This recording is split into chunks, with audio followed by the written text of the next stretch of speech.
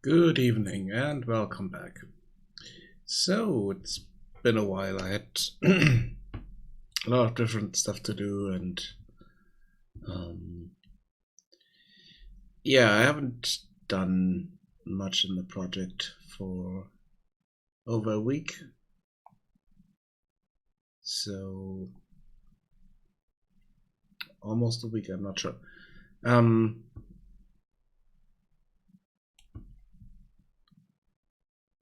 Yeah, that's over a week ago.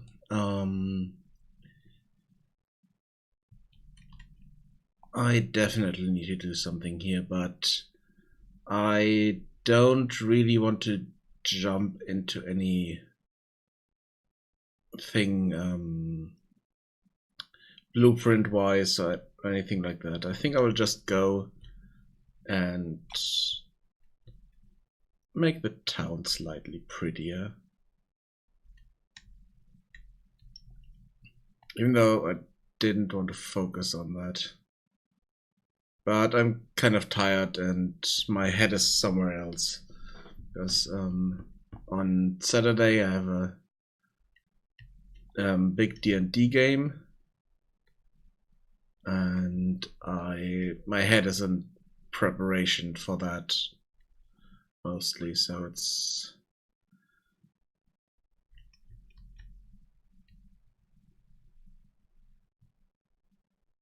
just work on the map a bit. Something chill, something easy. So let's jump right in and do that.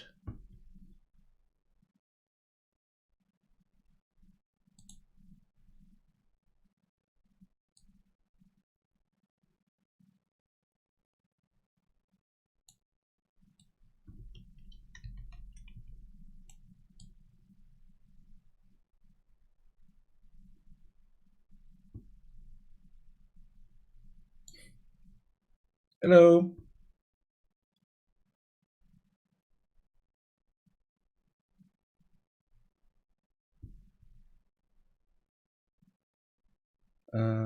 Hello from the Magic Tavern. No, I haven't. I have not heard of that before. I watched a bit of roleplay. I watched Critical Role.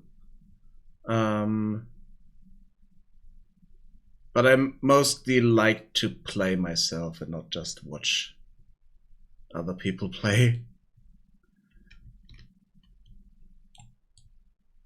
And this time I'm just doing the first time DMing a 5th edition D&D game. I haven't played 5th edition before, that's why I have to look up a lot of different things. I played 3.5 and Pathfinder, but I haven't played 5th edition before this. Hadn't played. I played a few solos with some characters so far to figure out the system myself and how it works. And also how Roll20 works, because that's another thing that's new. Because people I play with are just all over Europe and not sitting on the same table as me.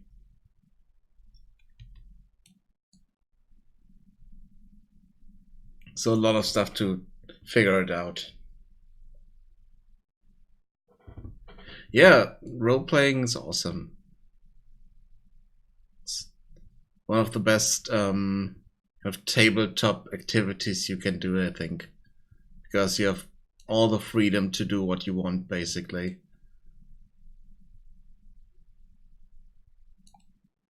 I mean, in most cases you're confined by some rules, but those can be bent in interesting ways in most cases.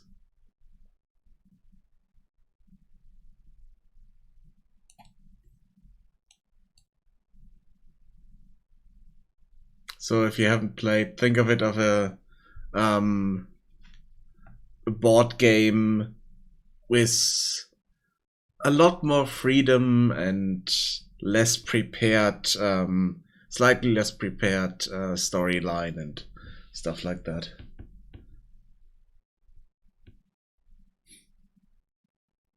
Oh, okay.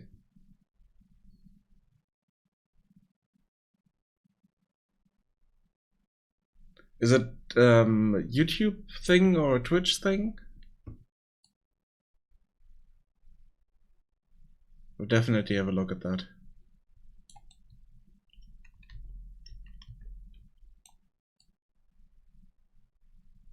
As in thing, I mean, do they do live streams or not?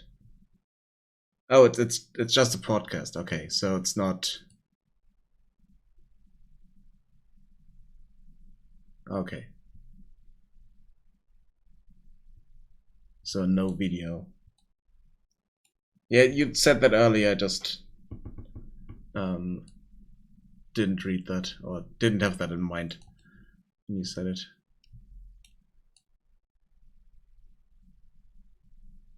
But definitely sounds interesting. And if it's a podcast, it's something that I could even listen to on the way to work or stuff like that. Or way home.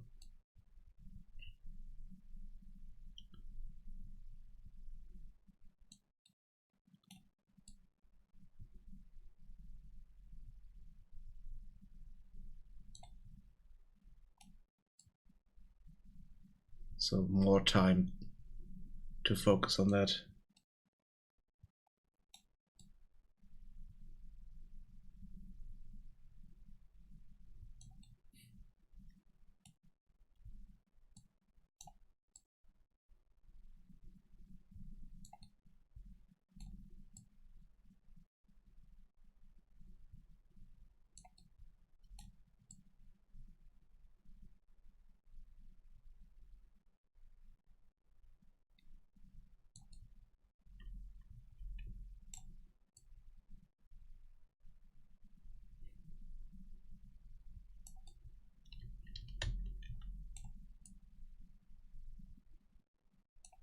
Yeah, all these cliffs here.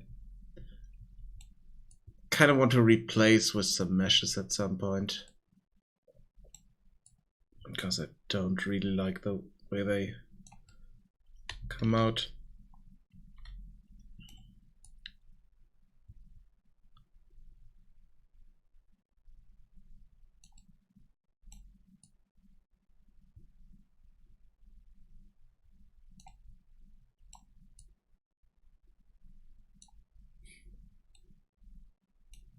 Yeah, it's more fighting against the height map resolution. So if it's... I'm getting those jagged edges because of the height map. Because the resolution is not high enough. But if I wanted to change it, then it would kind of destroy my landscape. And that's not something I want to do with this landscape. Because I spend way too much time on it.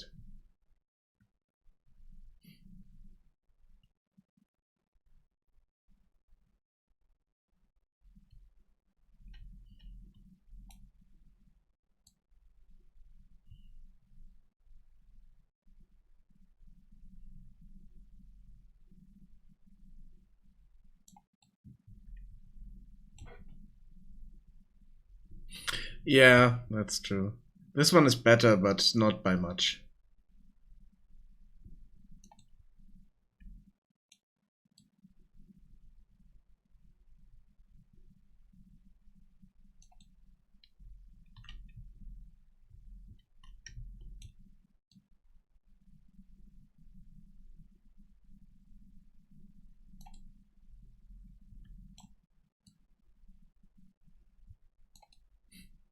I mean, for Unity, I needed to use a lot of different plugins to get it to work properly.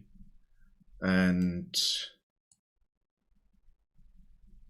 in Unreal, most of that is already built in. So that's quite nice. I just need to figure out how to use it best.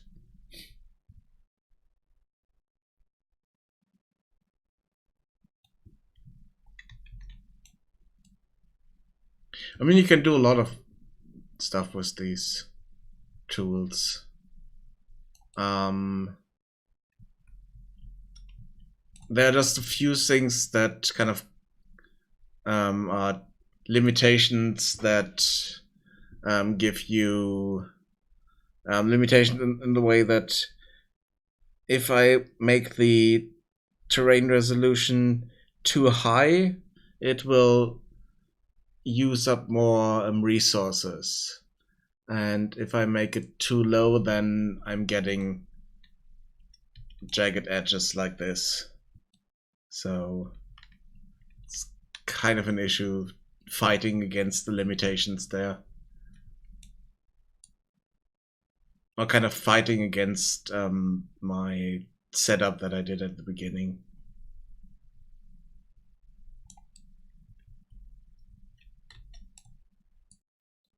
I mean, it's not that much of an issue because in most cases I can use some meshes to cover it up and kind of fix the small areas that I really don't like with some nice looking meshes and put down some filler clutter things to just fill out the areas.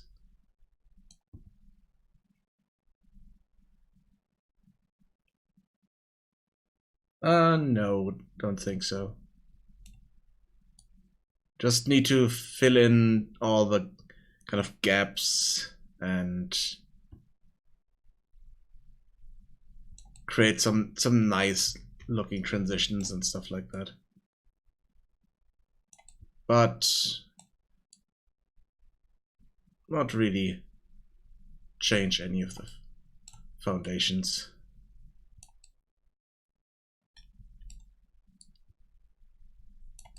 Fundamental stuff.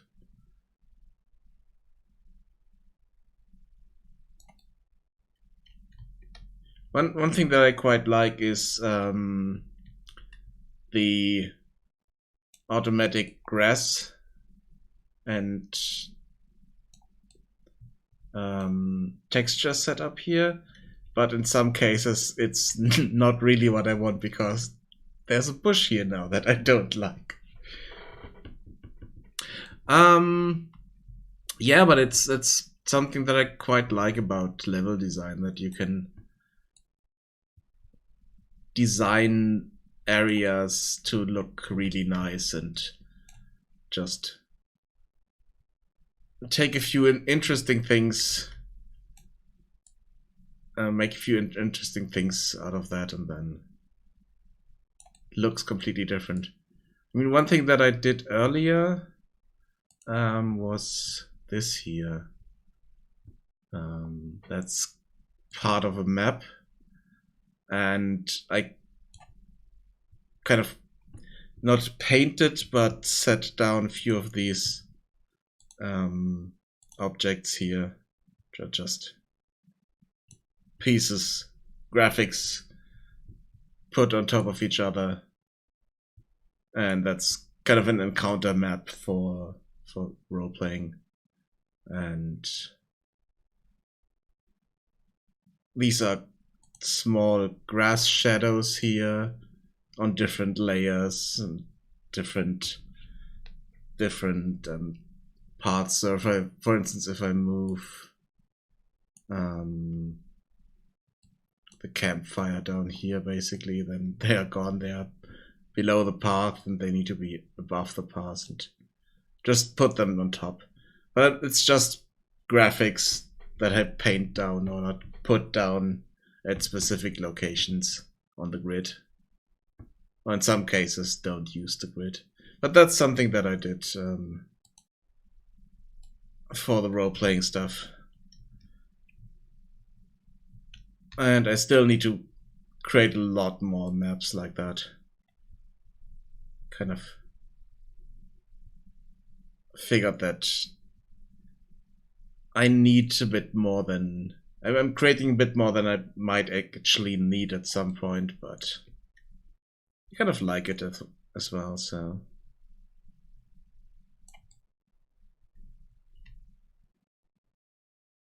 Because I'm doing that, I thought it would be a bit easier and relaxing if I'm just doing this for the stream today. So, because at the moment I'm just running the mouse along the screen and don't need to think about anything like AI and difficult systems. Just need to relax a bit in that respect.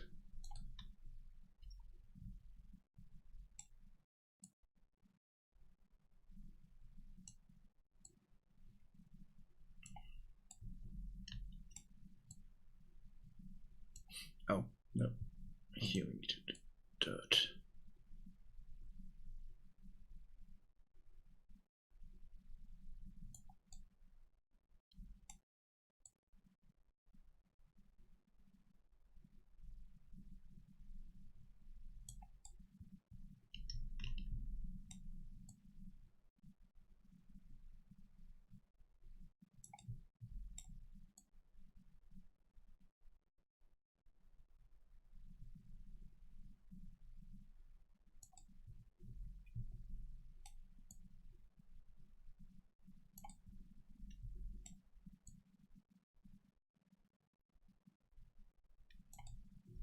I mean, there's a bit of height blending going on here. It's nice, but the roughness is also going down a lot.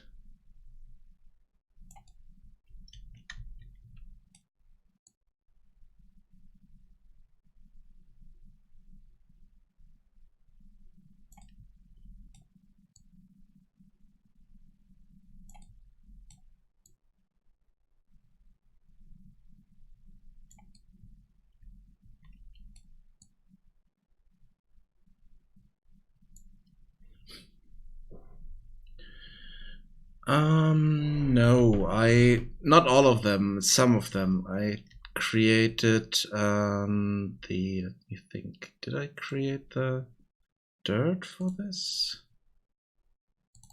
Check. Not sure if it's the one that I'm using.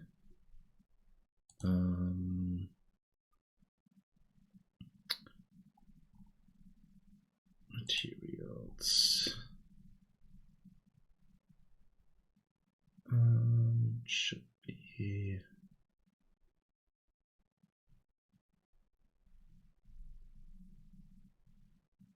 It's this one that we're using.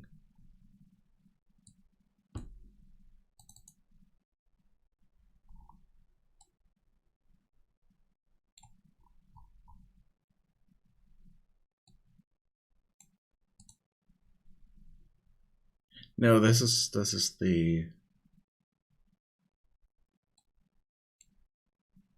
soil, and that's not one that I created. But the rock I created, and I created the textures for the houses, for that stuff. So the rock texture is mine, but it has a few issues, and one of them is tiling. Another one is orientation a bit.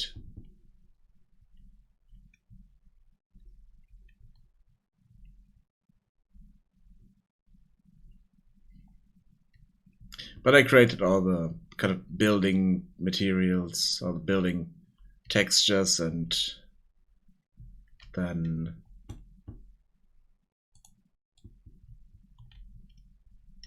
use them in a material. Oh, I also need to go below the houses and cut away the part there. That's something good I can do today.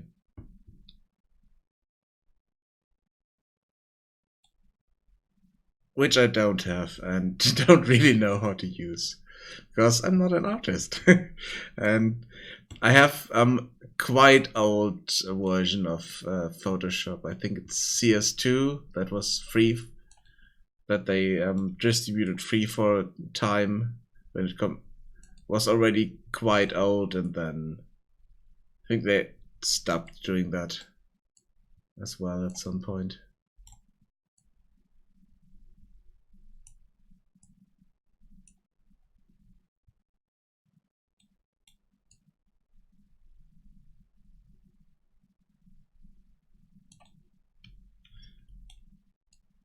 I created my textures in Substance Designer.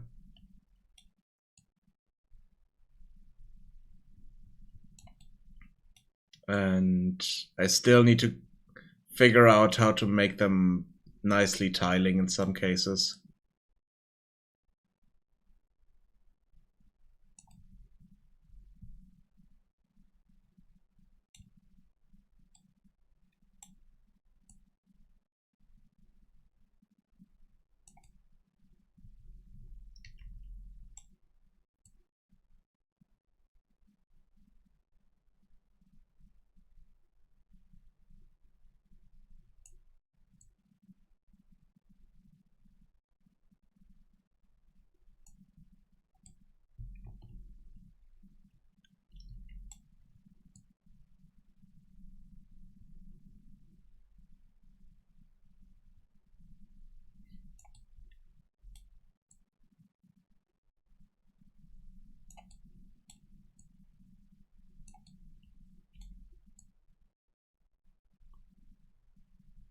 The moment.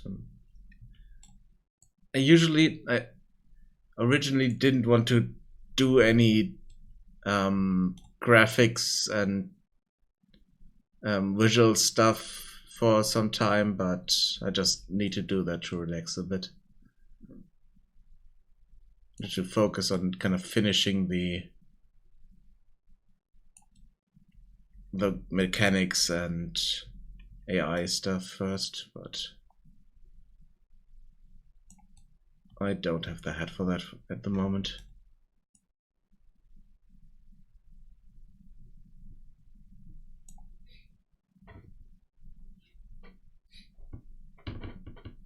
Oh, definitely. Go for it.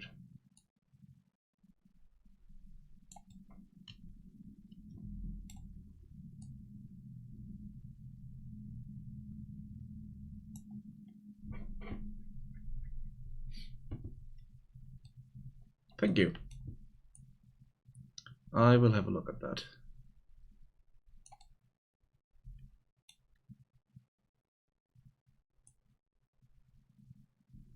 Yeah, I also need to figure out how to work with GIMP at some point again. Haven't used that in some time.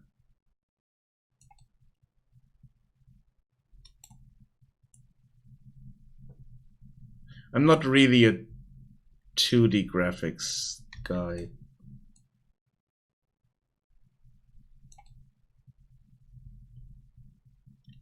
Do a bit of art, but it's mostly 3D stuff. And then the use of programs like Substance Painter, Substance Designer to make it look a bit better.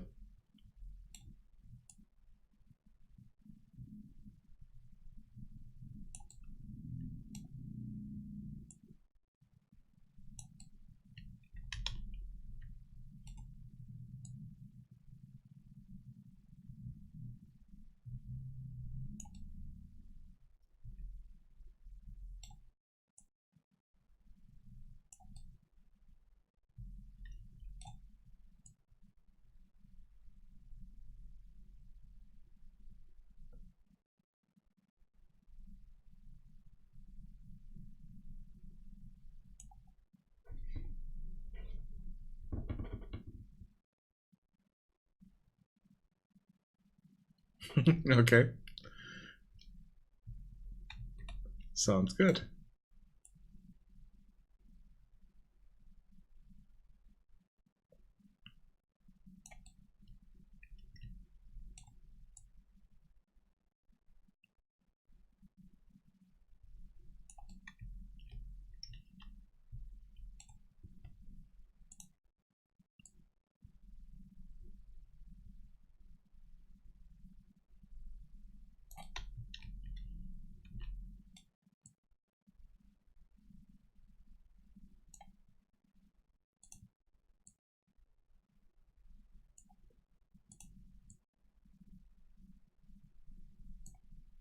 I clicked on that.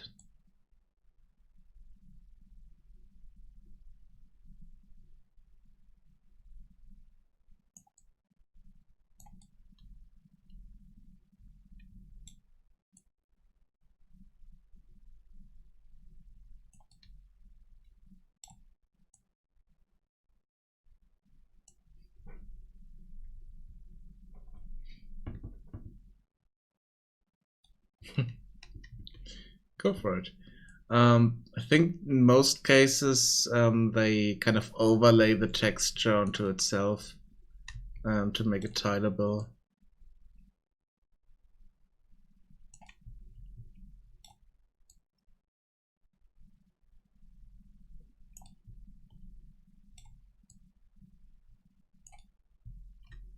I think I saw some kind of talk on that at some point.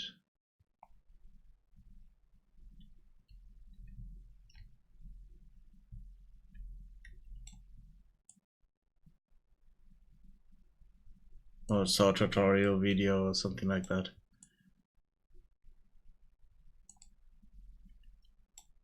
And there might be just a script that's basically doing that.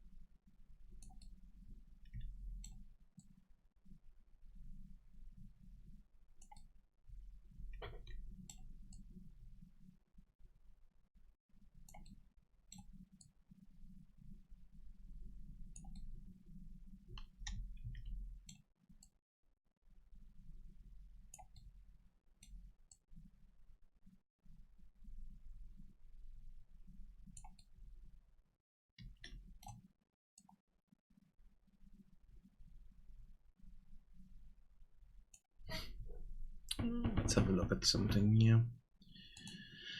Because I have a lot of different plugins here that give me cliffs or something like that. Let's see.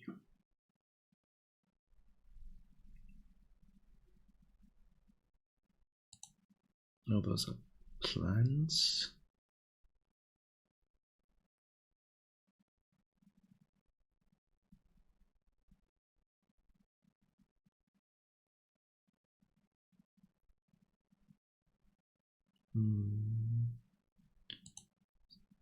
Here. Props. No, that's just small rocks. Modular cliffs. Meshes. What are those?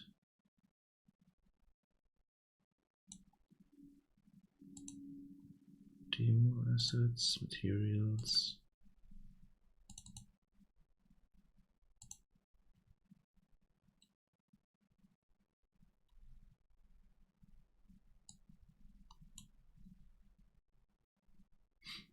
How big is that? Probably way too big for this. Let's see.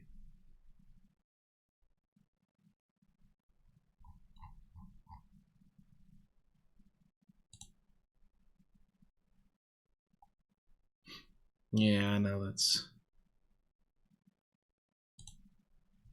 not really what I had in mind. Also in the wrong mode here. Is it not setting those down?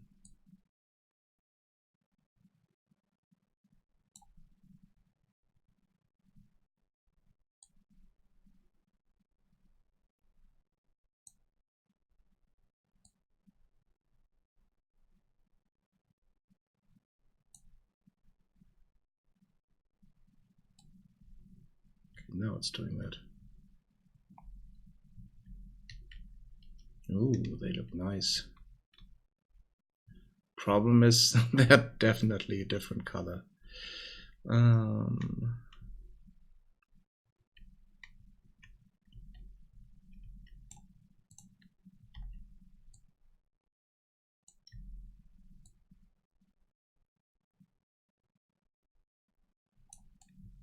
So that might not work like that.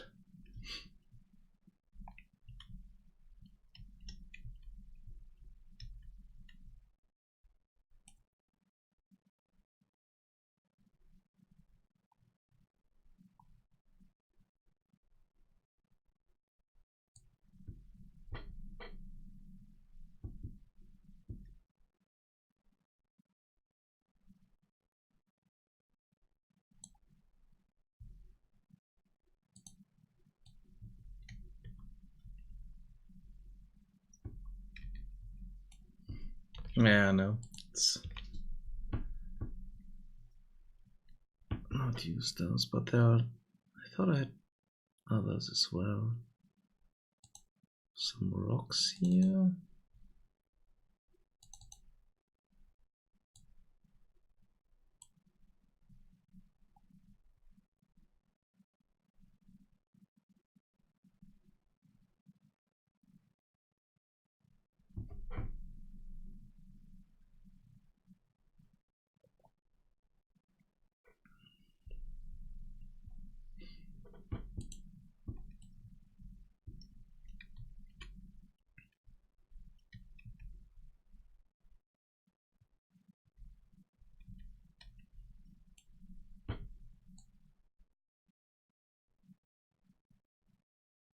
Let's have a look at those.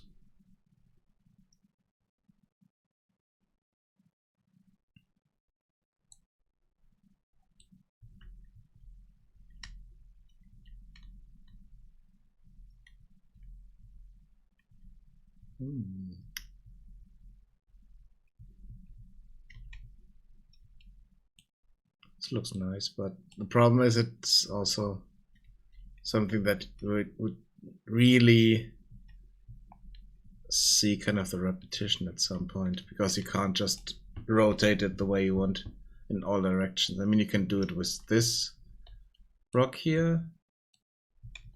It's just the Necros rock box.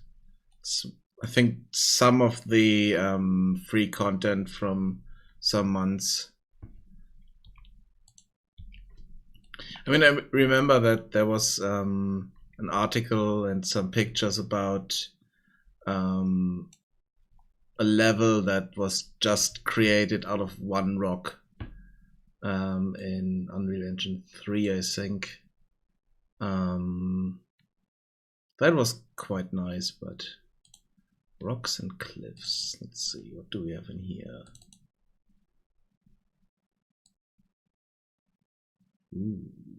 I think I have these in use already. Yeah, those are already in use in here. I'm using them.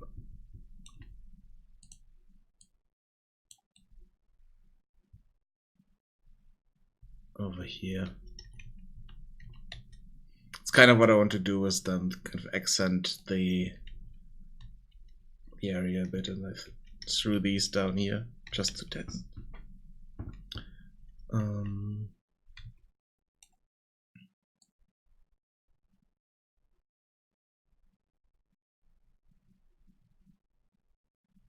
But thing is that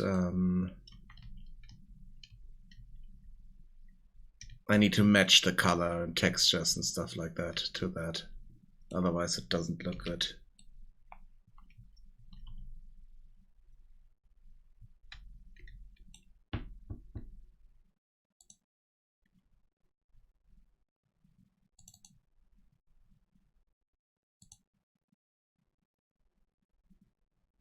That's masked rock.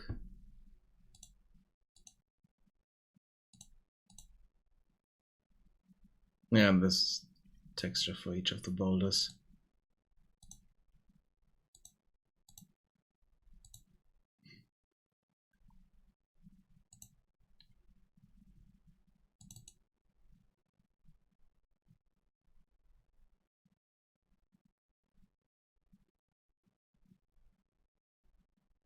I think it looks like we have some kind of rock texture here that we could try.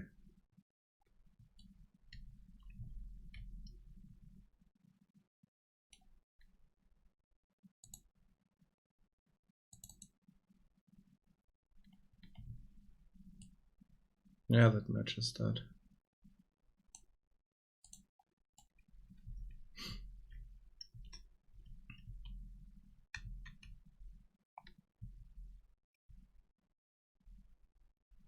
But let's first continue on the road. Where was I? I was over here somewhere.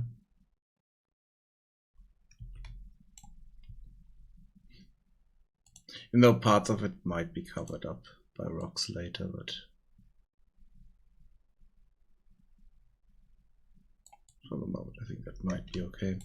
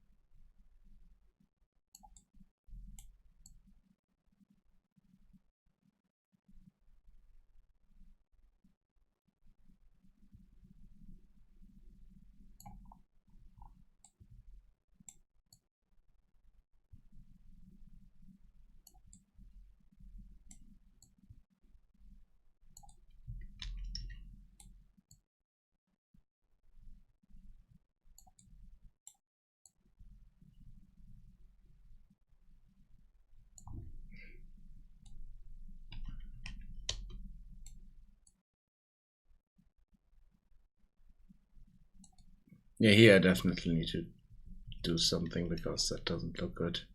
There's also stretching in the texture, which is something I need to cover up somehow.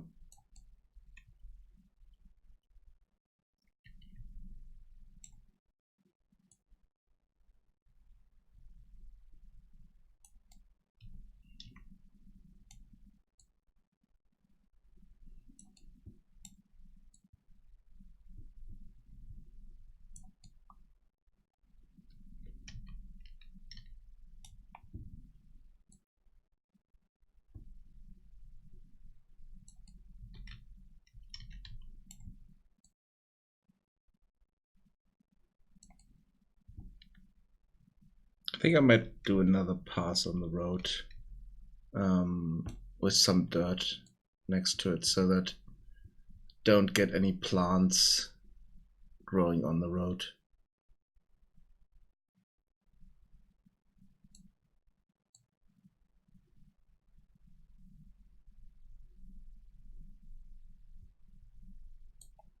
So for instance, this doesn't happen here.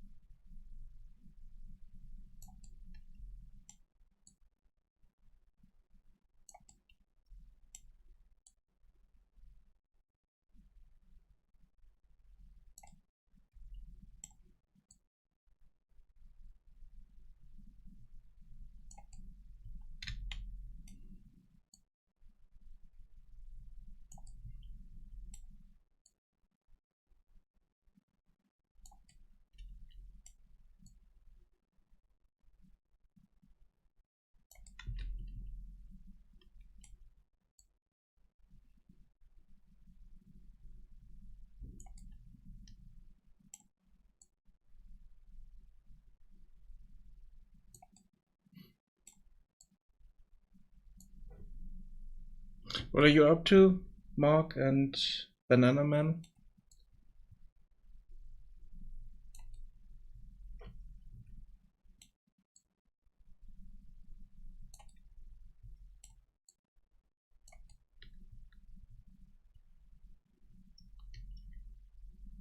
And anyone else in chat who's just lurking. Oh, okay. That's fine thing to do. I'm kind of relaxing as well. That's why I'm not doing any AI stuff, because my head is not really in the game, so to say. It's I'm more focused on D&D prep for the weekend.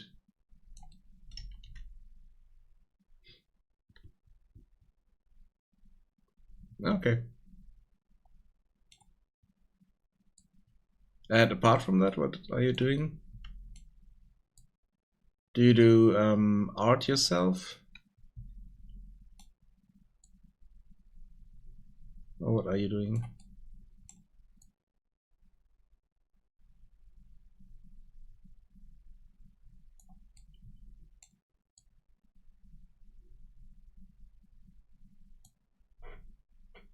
Oh, okay.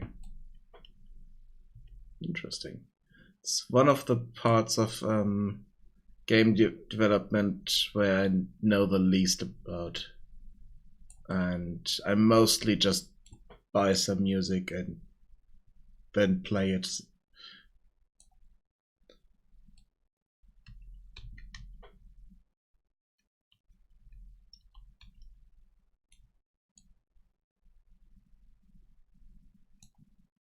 React.js. Oh, okay.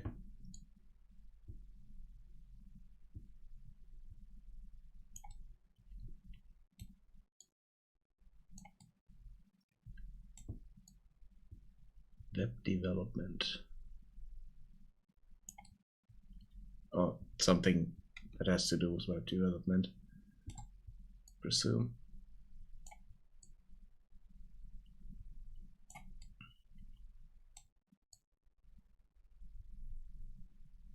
Haven't done anything in that regard. Tried to write a program that gets some data from a server, but that didn't really work because of permissions and stuff like that, how the server was set up. So I scrapped it again.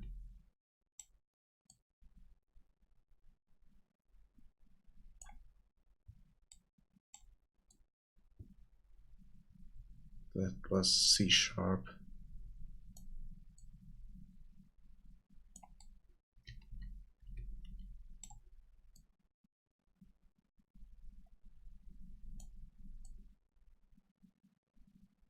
It also was kind of partially for work, but not really, because at that time I wasn't working as a programmer there, but just someone who did data entry. But I wanted to automate that slightly, but it didn't work, because we didn't have permissions for a program to read the data that we were reading most of the time, and it was not a good system that I worked on.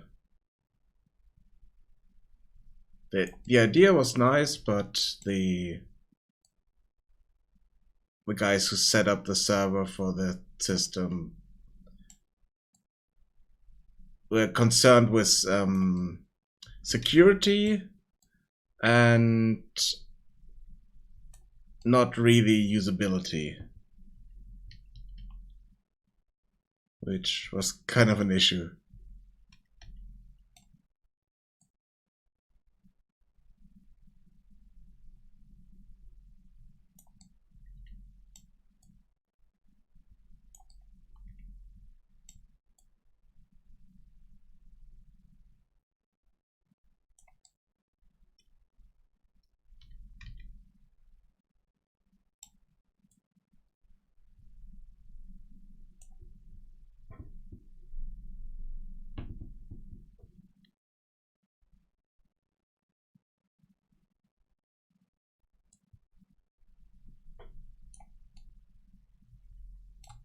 Yeah, if everything works out, I might be doing a 2-year, not really refresher, but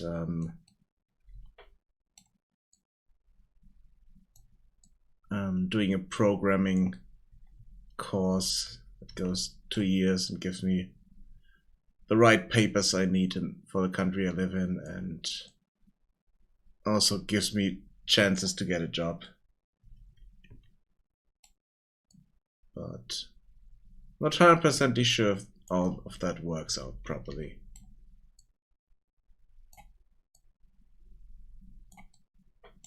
Because I'm unable to pay for it myself and hope to get it sponsored.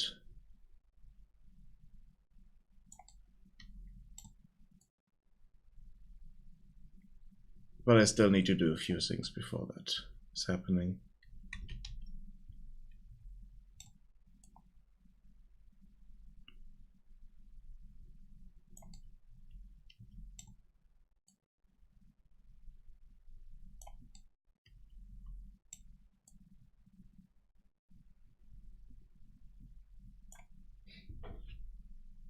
Hello, Lotus Avatar.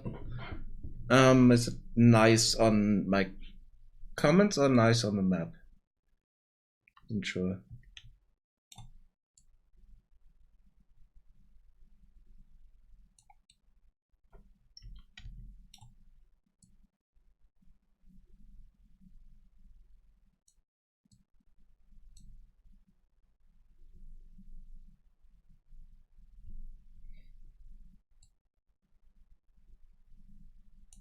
I also started this project in Unity as well.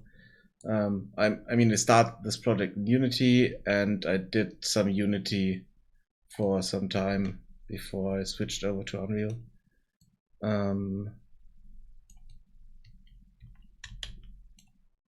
There were a few things that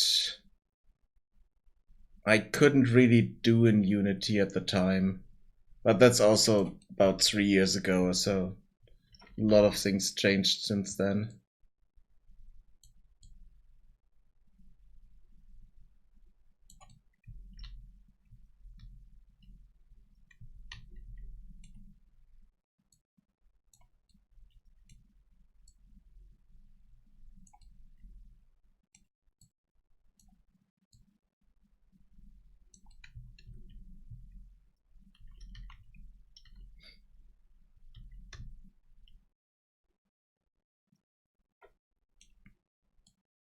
But yeah, definitely go for it.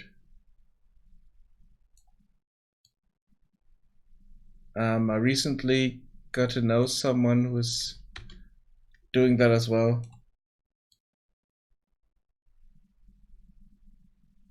I kind of watched a stream one day, and he started to learn Unreal, and he did some programming courses in Unreal, and at the moment he's kind of putting all that to a test, doing his first simple game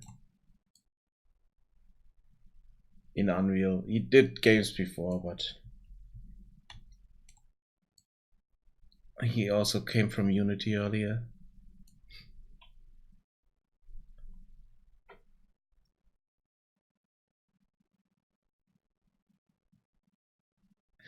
Definitely, yes. But it can get a bit frustrating if you don't know much about mass stuff for shaders, and the shader doesn't want to do what you want it to do. But apart from that, it's definitely an awesome tool. It's one of the reasons why I switched to Unreal as well. The shader editor is awesome.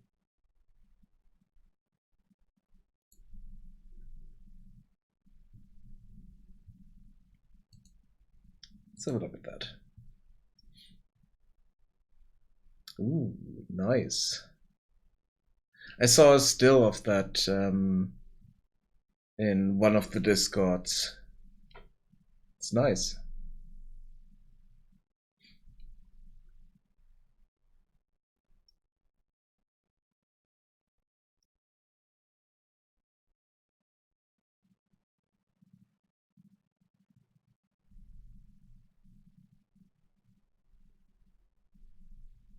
What are you using for those? Is it displacement, animated displacement or something like that? Or what is it?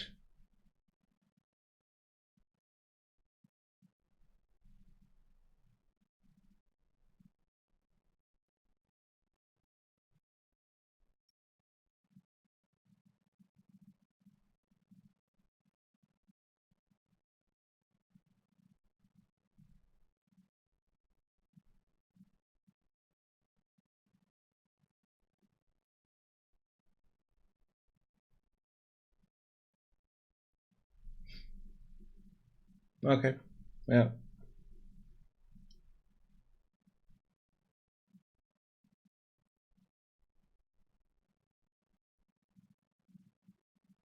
Nice.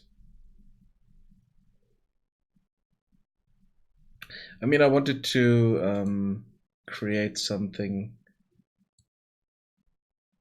with displacement at some point and was playing around with few materials for that and kind of ended up with something like this. Just need to compile for a moment. But it's not animated here, so it's just still. Let's have a look at that. Oh, that's the... Oh yeah, I saw that, yeah. I saw that one. Yeah, it's a simple setup. It's quite interesting what you can do with stuff like that.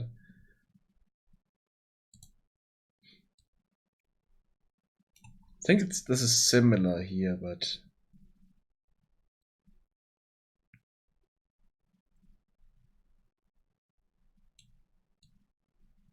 it's not animated.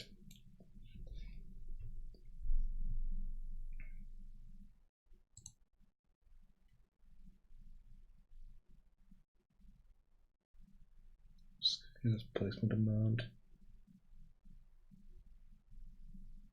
Position. Okay, so these are also not animated. But you just put some animations on those. Ooh, thank you for the raid. And welcome raiders.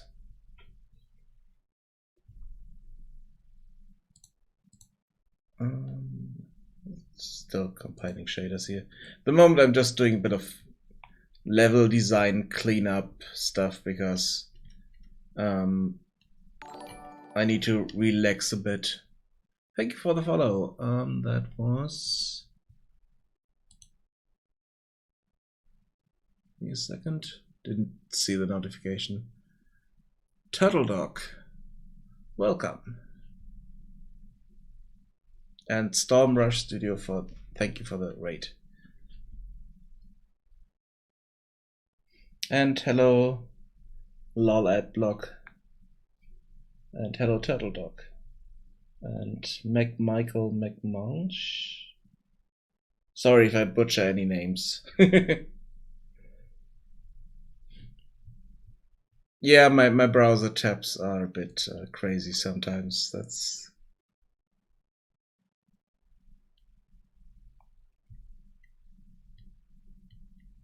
something I need to get help at some point, probably.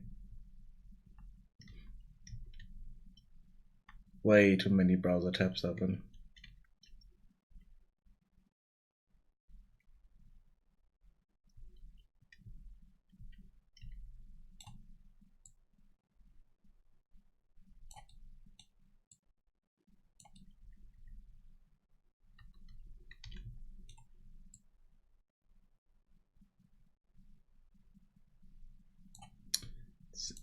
Is this? Oh, it's still not compiled properly.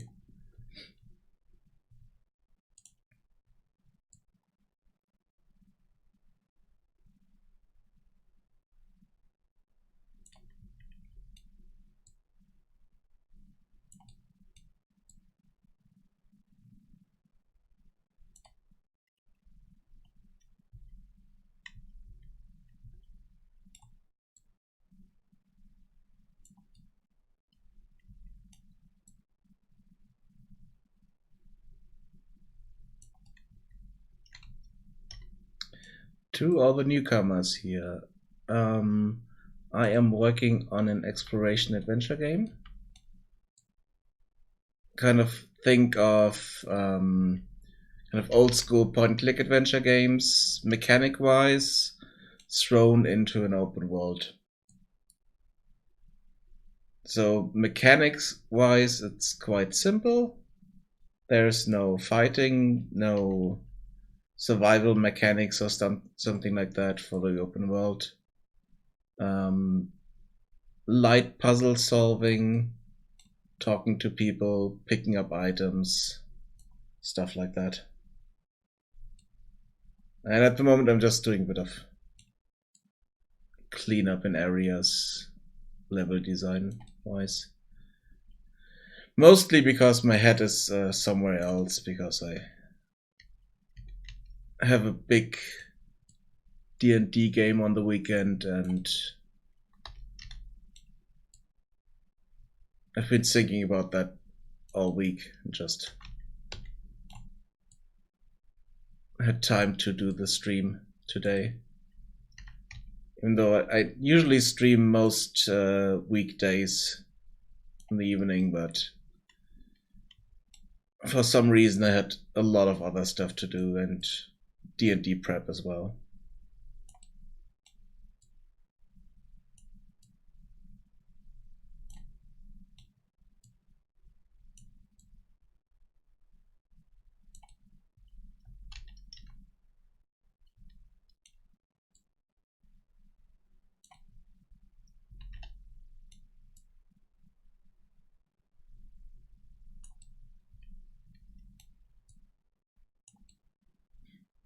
Okay, it looks about okay for the moment. Go here. Let's do a save. And let's have a look at this. Yeah, this is what I created here. Looks a bit strange, but was supposed to be some kind of planet or moon in the sky, but it didn't really look good on the mesh itself, so kind of scrapped it again.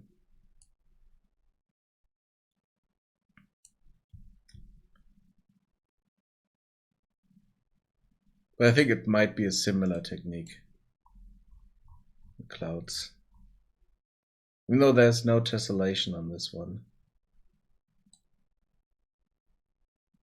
It's just world position offset.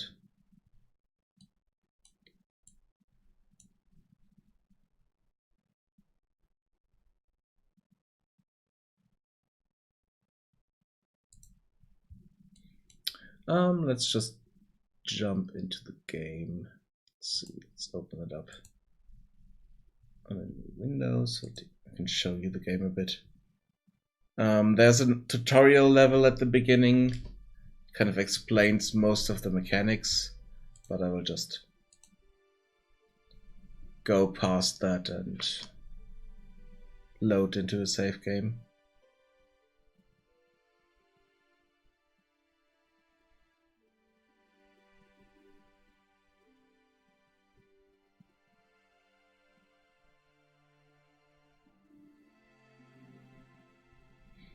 So this is first person perspective, but with a full character.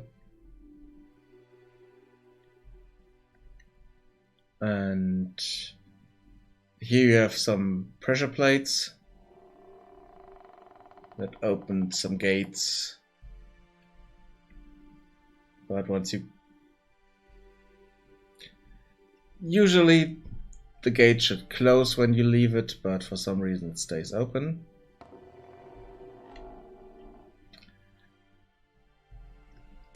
So you should put crate on it.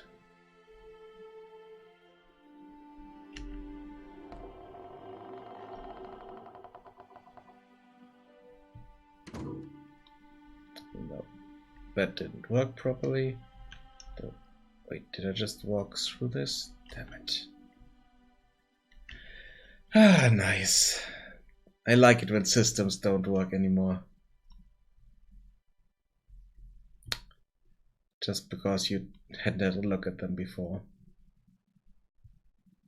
All this worked fine the last time I started this. It's typical stuff. Okay.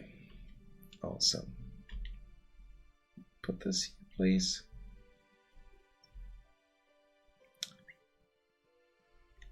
Okay. Let's see if we can open the other gate.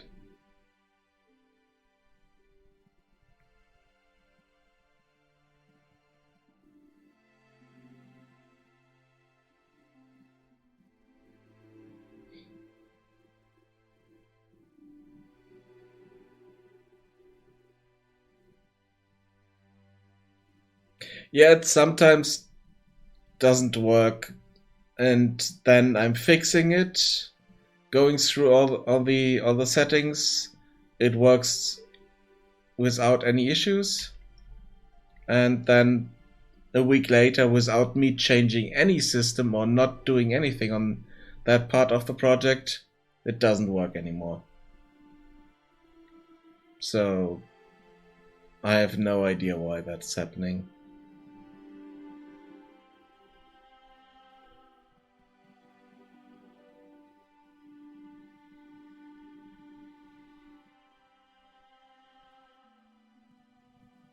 But okay, that gate is open now. That's the more important one, because we do have a quest.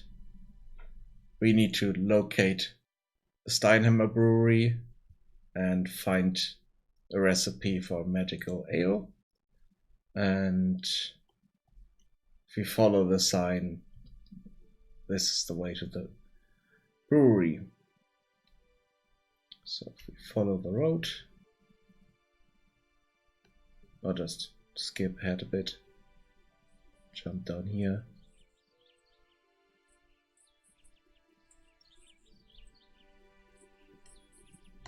Also remove that so it's not obscuring too much of the screen. Yeah, that's the thing. Sometimes it just doesn't want to work, and other times it works without issues. I have no idea why.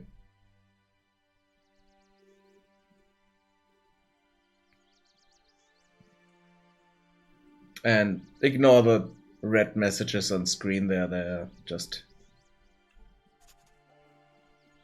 AI status messages that I need to comment out again.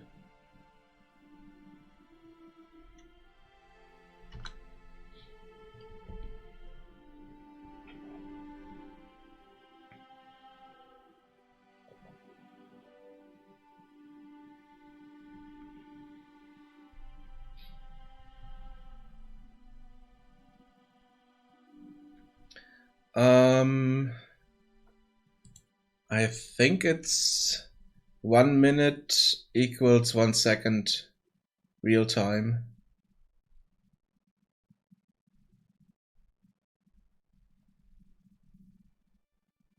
So might be a bit longer.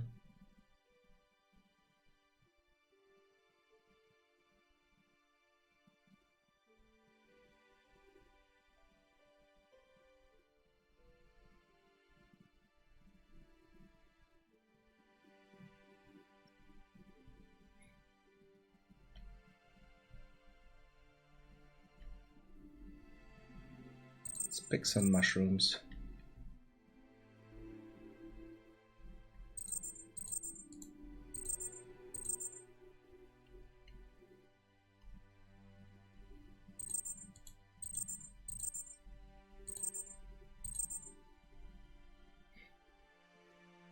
Yeah, it's my AI system that cannot find the right waypoints and it's flooding the screen as a result. Like I said, I need to comment those out, but I haven't done that because I was working on the system to try to fix it, but the AI is even more complicated than anything else, and it's doing strange stuff from time to time. But the kind of blue number there is the in-game time. So it's roughly 1 second per in-game minute.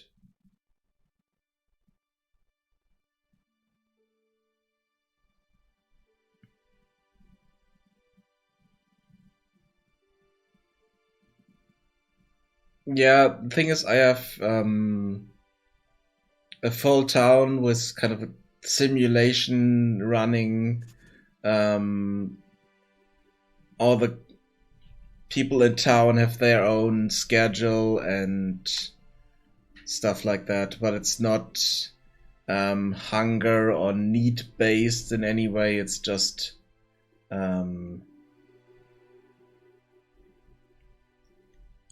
stuff like that. So it's what's wrong with his animations?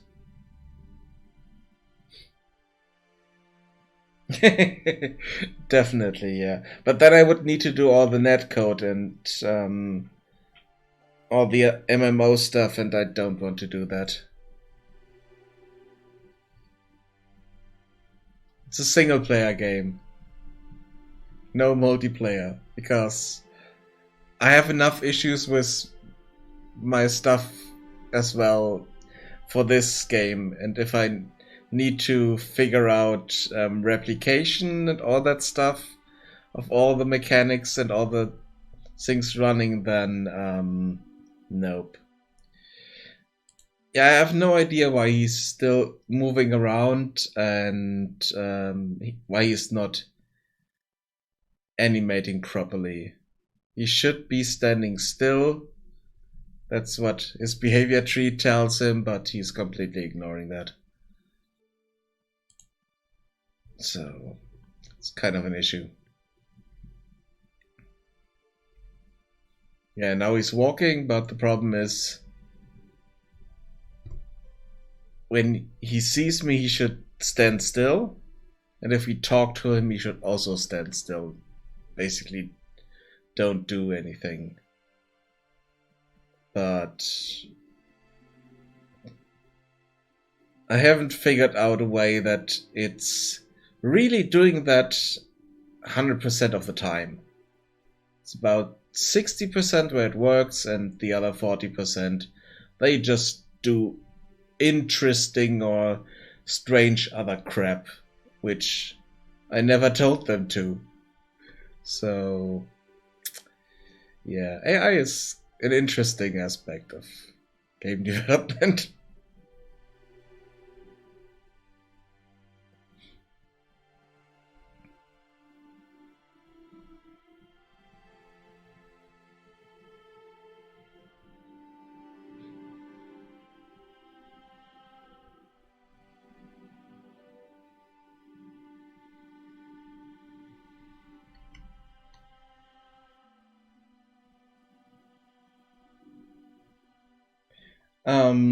You said you have a 15-minute day. What have you set your walk speed to? Partly atomic. Oh, I'm loading the characters in town again.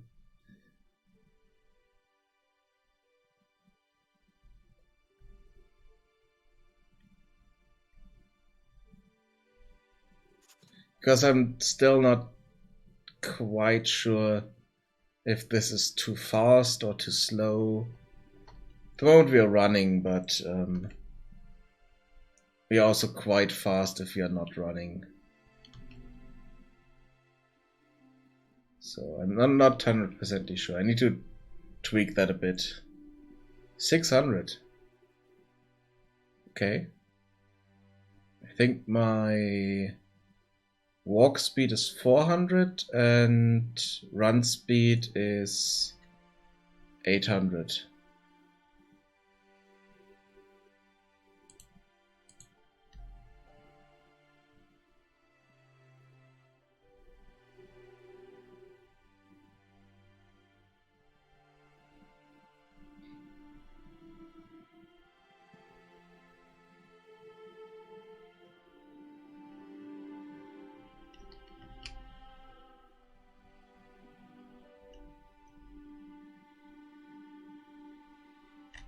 Wait, let's check that because it looks strange.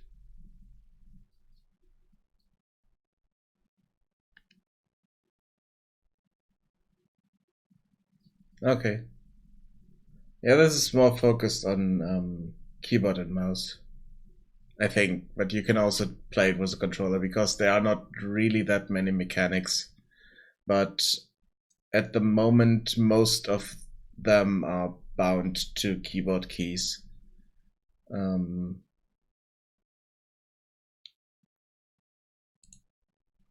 let's have a look. What did I set this to?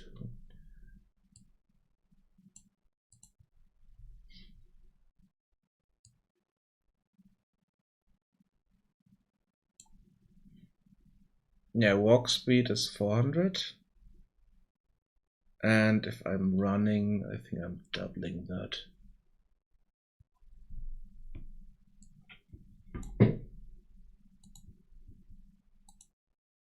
No, it's 600 run speed, 400 walk speed.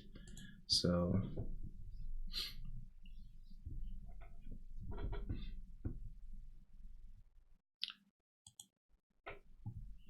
let's have a look in here for the time. So, oh no, it's 10.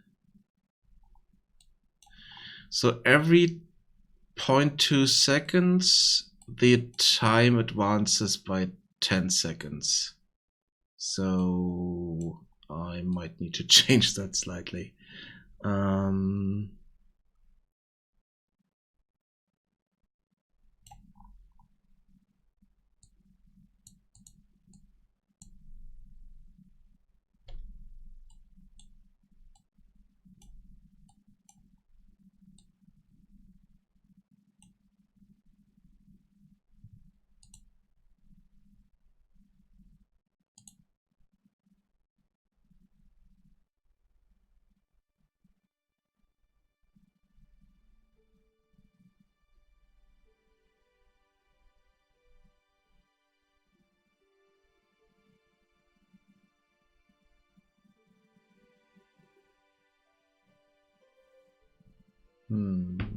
Okay.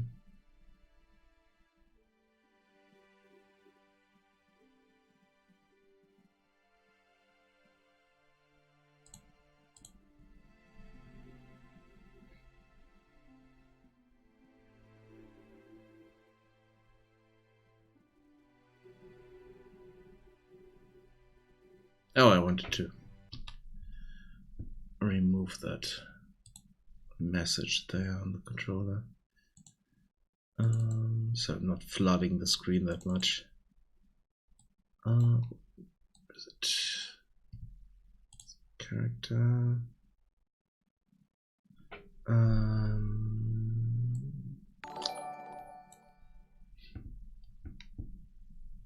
Thank you for the follow, Mr. Jude. Sorry if I'm butchering any names.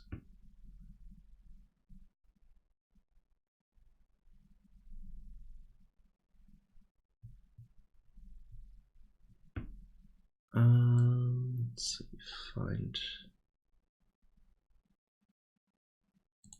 get random point.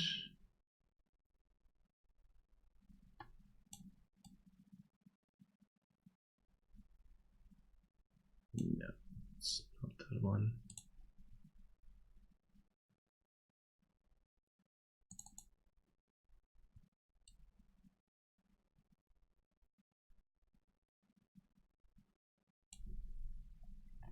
Let's remove that.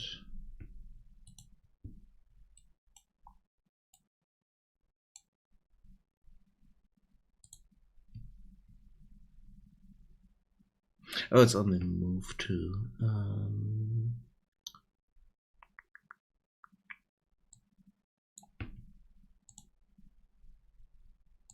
Control task move to.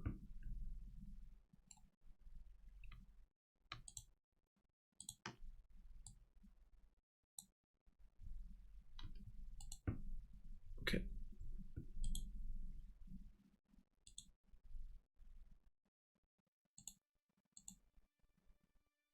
Okay, so now we're not flooded with those messages anymore.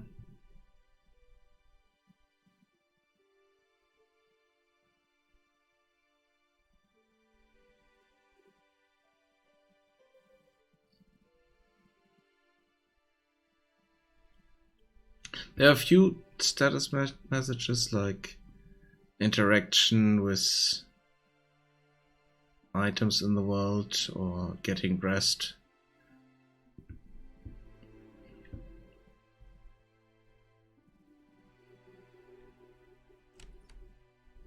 So this guy should interact with that chair in a moment. Problem is, for some reason, he's not rotating properly. So that's kind of an issue. And another thing is I need to figure out a good system so that the time progressing is more smooth for the sun. Because at the moment you can see kind of the sun ticking over the sky, which is not a good thing.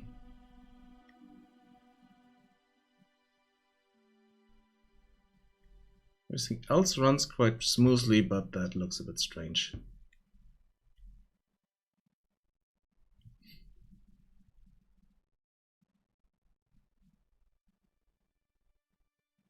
Let's see if this works now.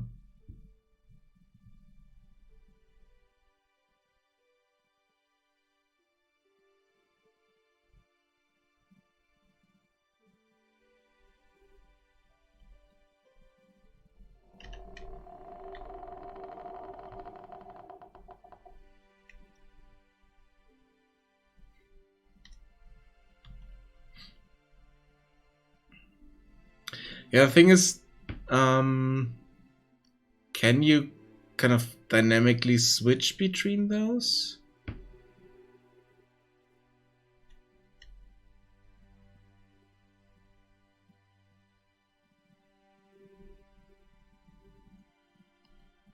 Because the thing is, I do want to be able to kind of walk all day and then time changes, weather changes and stuff like that.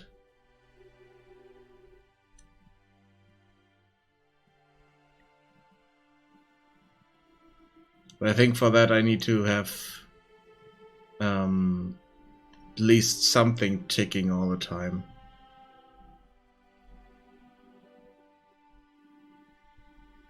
Oh, damn it. Let's just check something here, because I think one of my AI didn't go home before she got undressed and just lay down in the streets. Yep, she did. She's over there and laying on the street naked. That's not a good thing. And she's one of the city guards, so definitely not a good thing.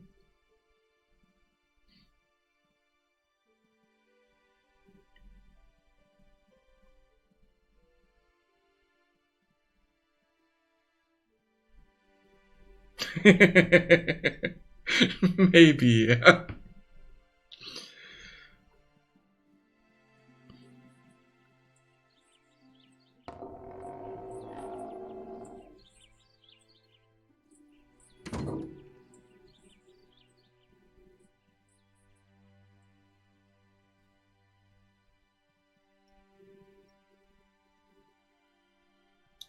But yeah, like I said, there are a few issues that I still need to figure out.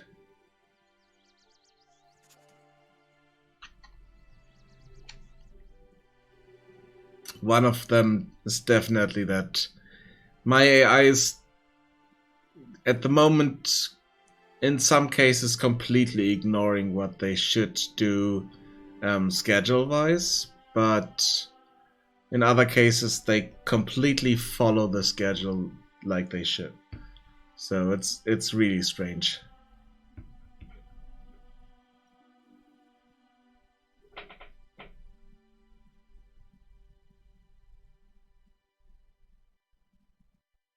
Yeah, I'm not ticking. I'm doing the.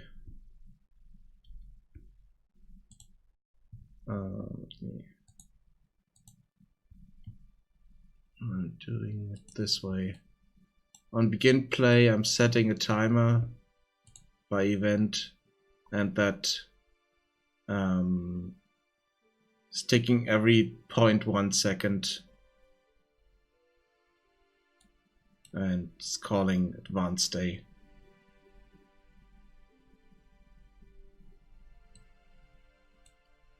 I'm not doing event tick for this.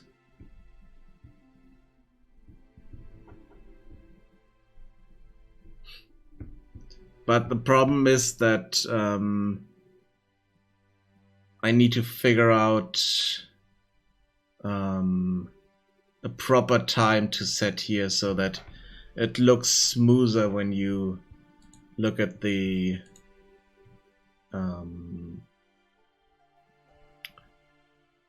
sun movement and all that stuff.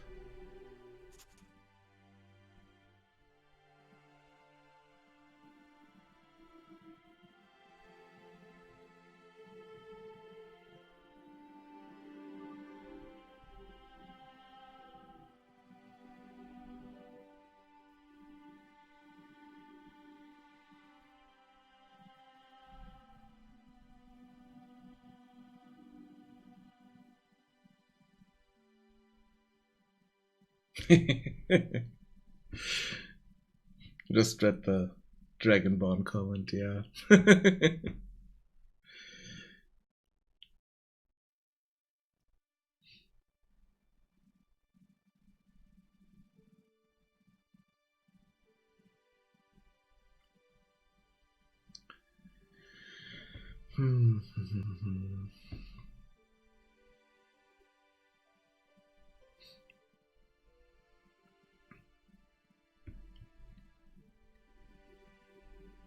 Damn it. It's a bit too overcast to show you the sun and moon movement.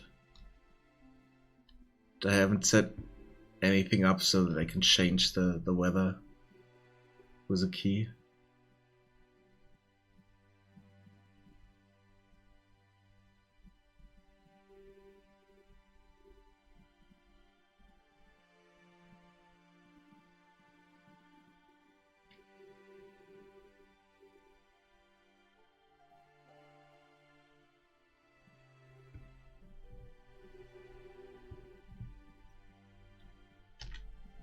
Let's get a bit of light in here.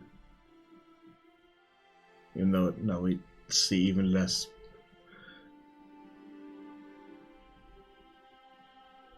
Only a bit of area around us.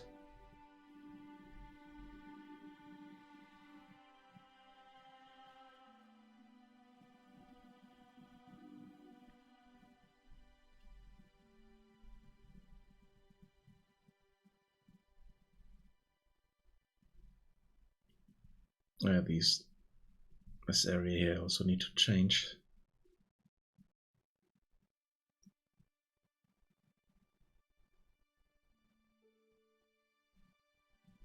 Or not change, but fix the road painting.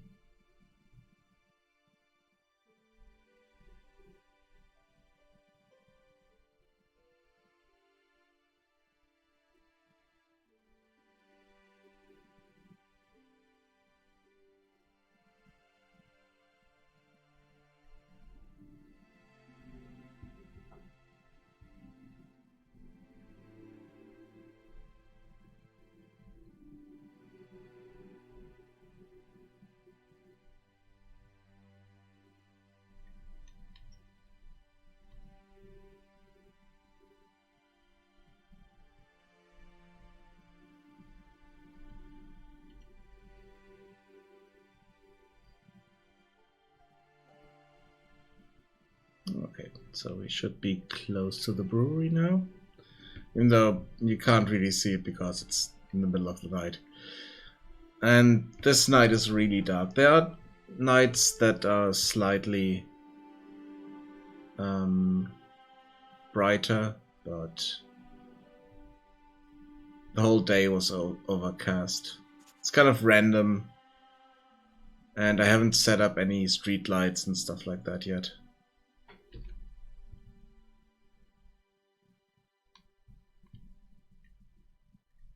Yeah, definitely need the lights in here. And the guy is not there, which makes sense because it's the middle of the night.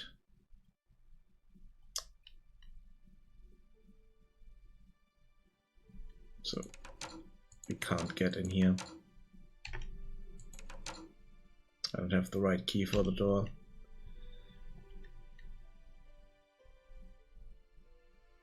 So we need to come back later to this.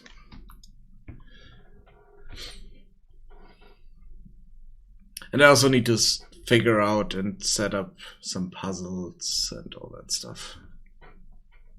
But at the moment, just focused on something that I don't really need to think a lot about. So it's kind of cleanup of areas like this here.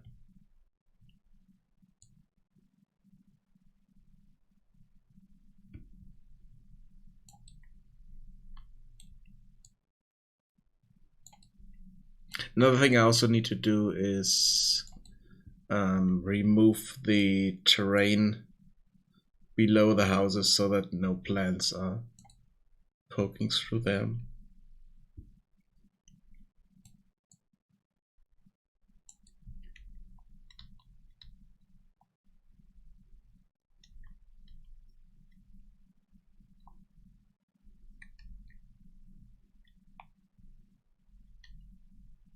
I think it might be all of it for this map.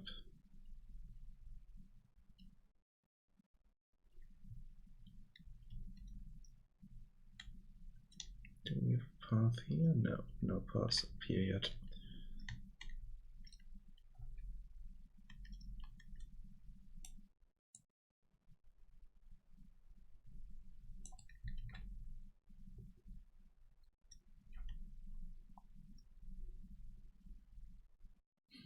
Okay, let's try to prevent stuff like this. And the easiest way for me is just go below the house and just cut away the terrain there. Then paint a bit of dirt around the outside.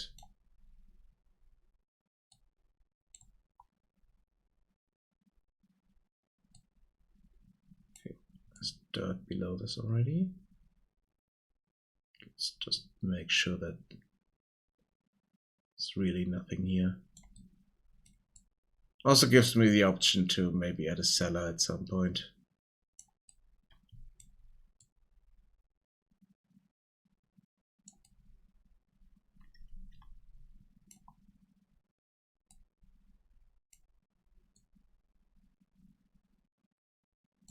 But I'm not quite sure. I think this costs a bit more performance-wise.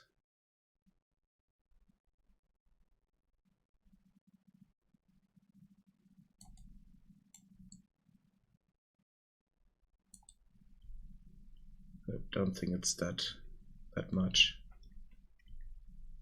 big of an issue. Okay, the bush is still there. So let's paint some dirt here. Dirt. Come on.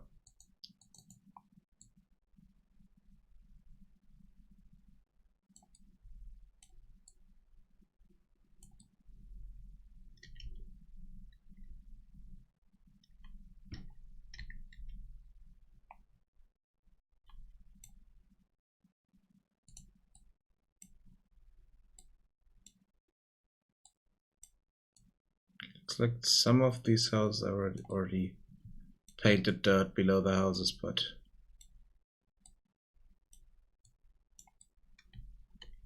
let's see, can I just hide this thing? No, can't.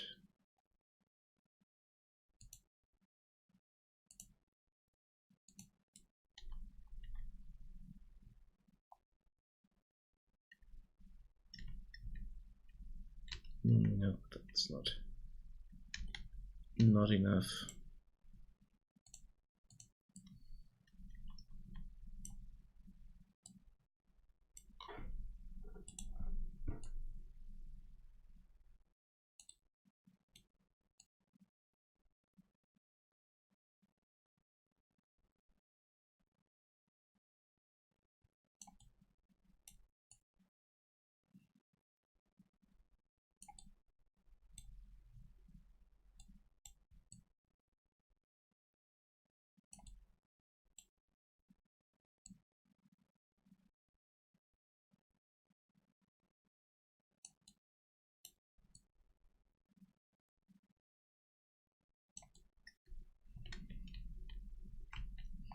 Okay, let's find a house where I haven't done anything yet. Here. Let's work on this one.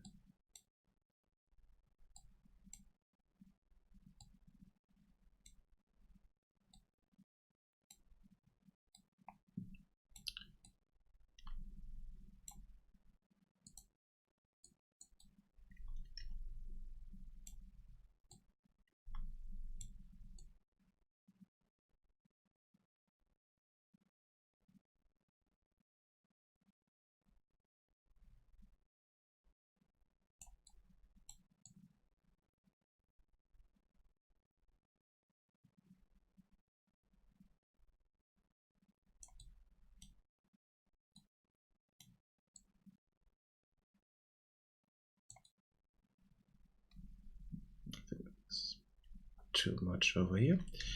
Yep. Let's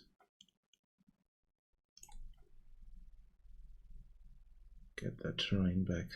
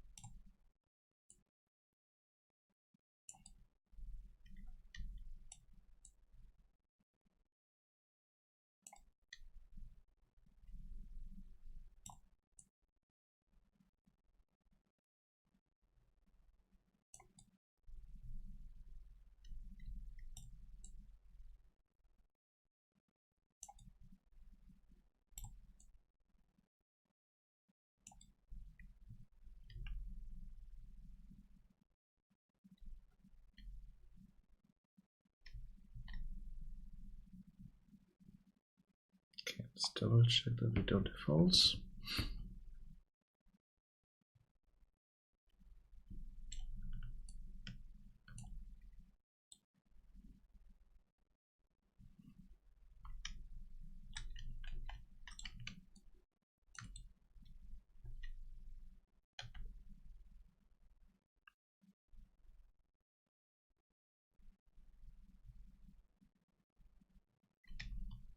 Okay, and let's paint. This was our dirt so that there's no grass growing.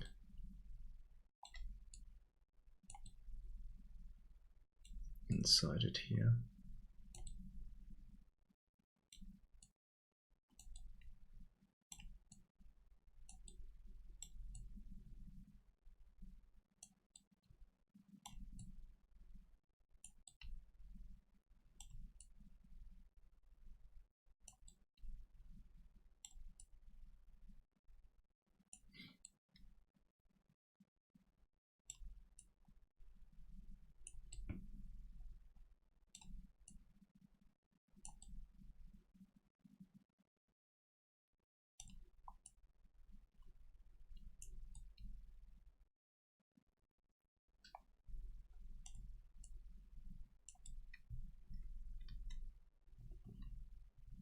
Oh wait, yeah, I need to fix this.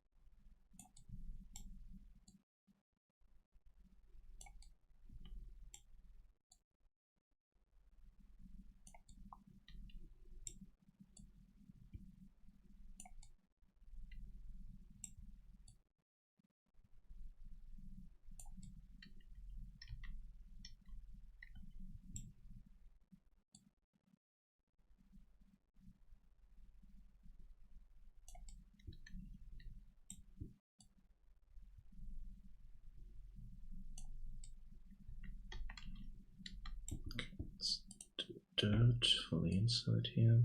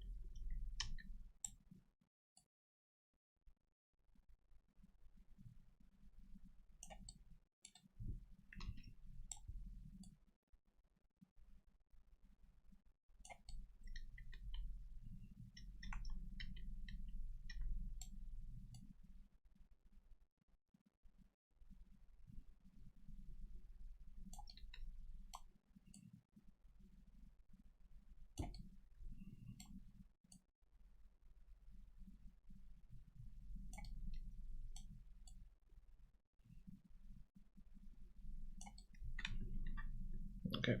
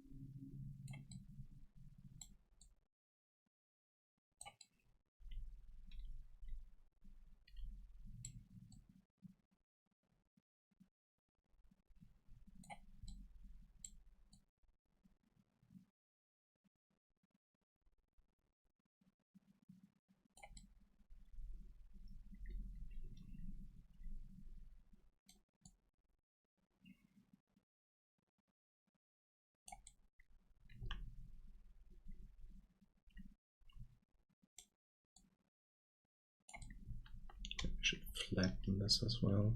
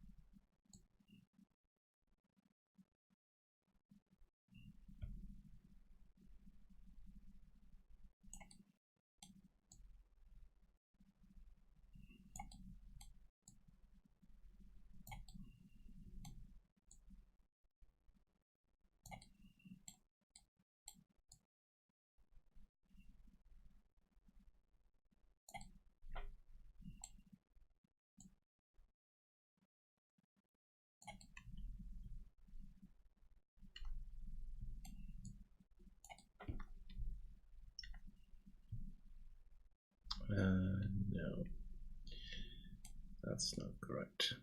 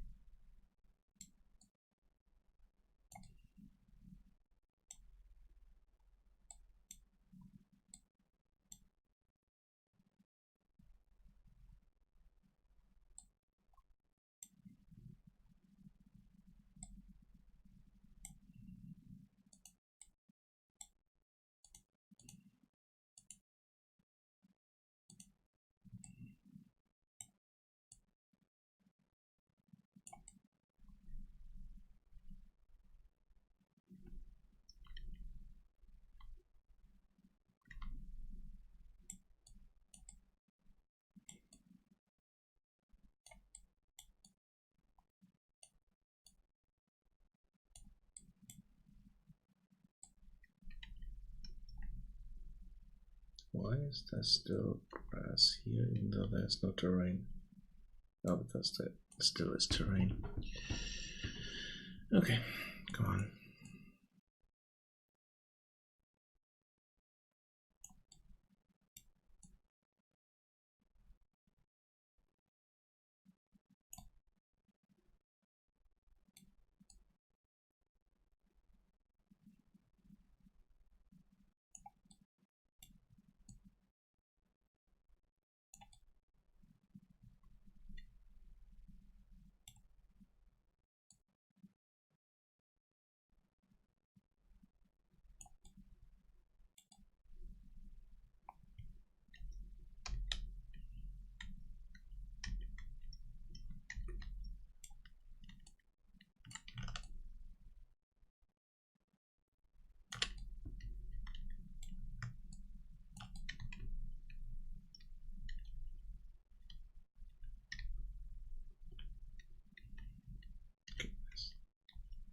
Some kind of issue here. Let's flag that.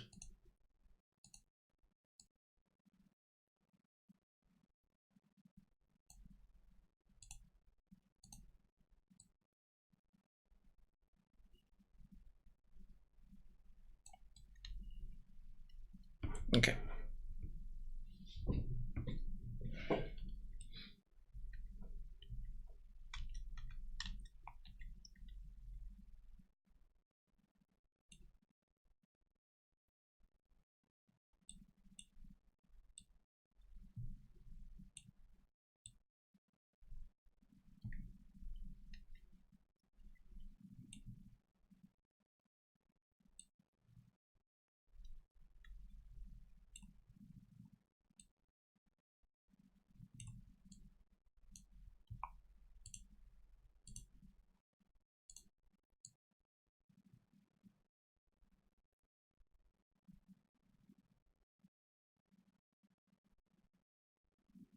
Cutting this away rather than painting it in dirt because it's a bit more reliable if I change anything on the material and need to repaint the material.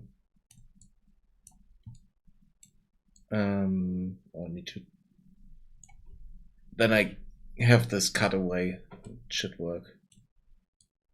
I think this saves as different data somehow, as far as I remember.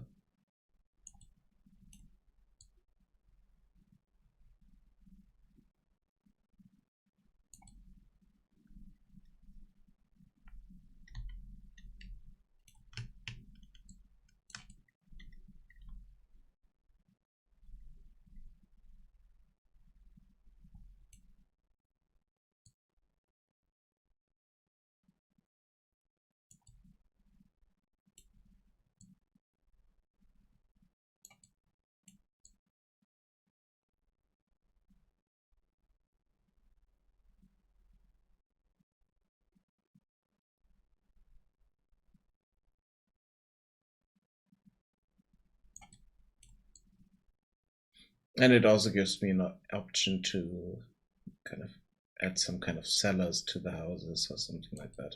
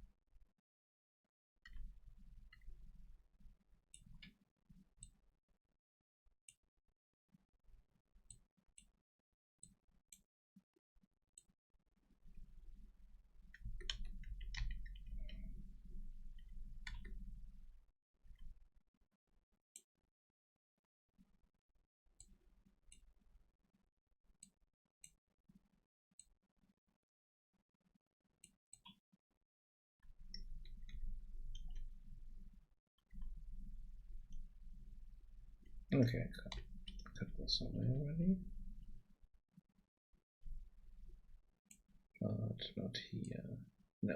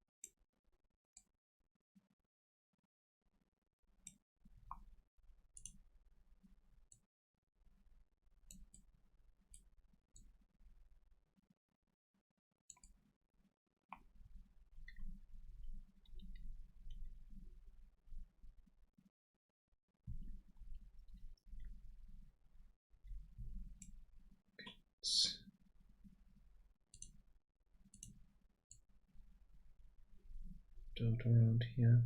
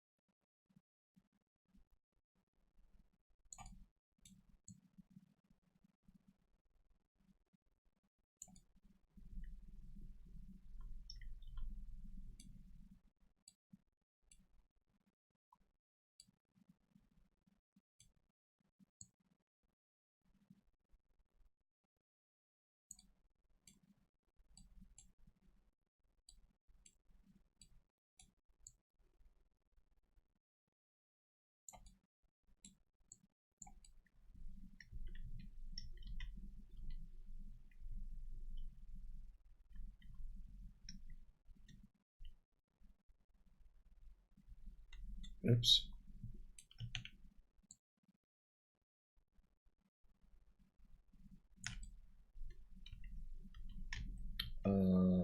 That's not good.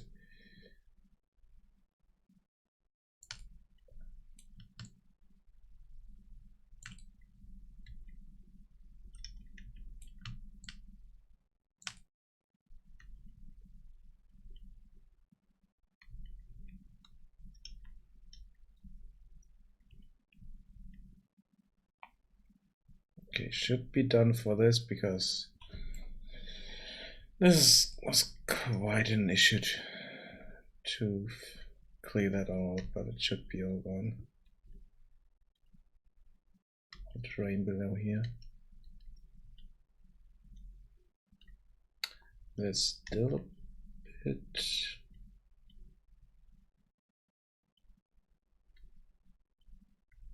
Yeah, there's still a bit of terrain here.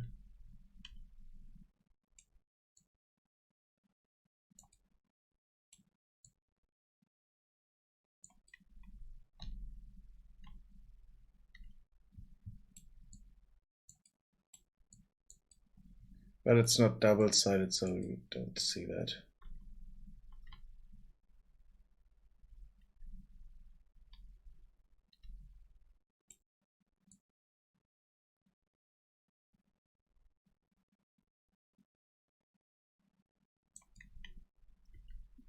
It's too much.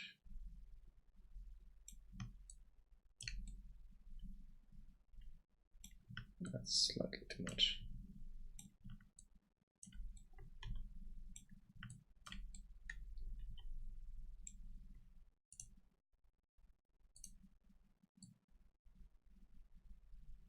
Let's fix it this way.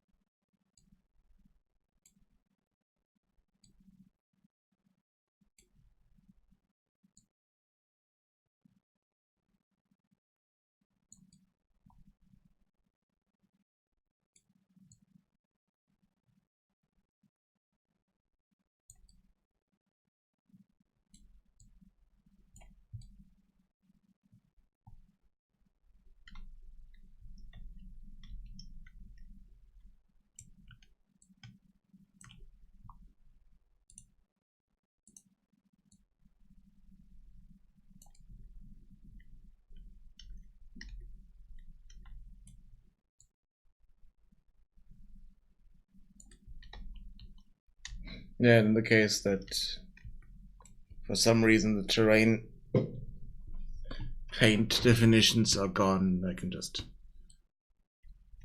run around the houses with a brush in.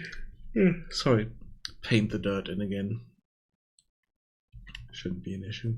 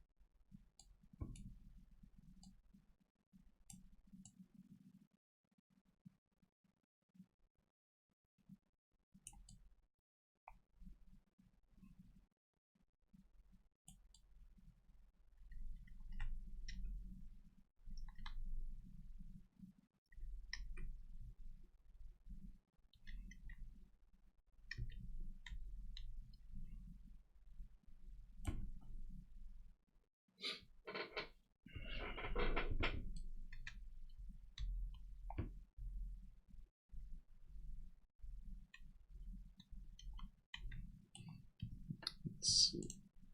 Can I figure that party out?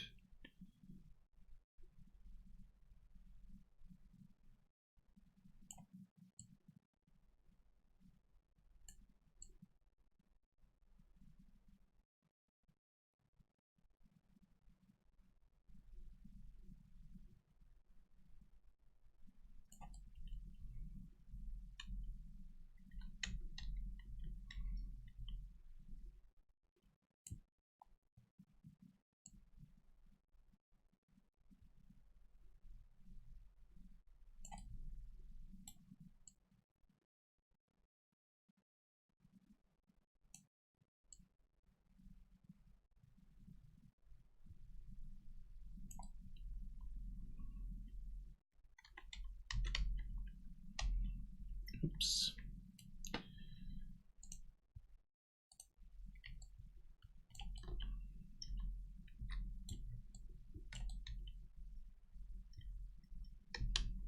Okay, so that tool is a bit strange sometimes.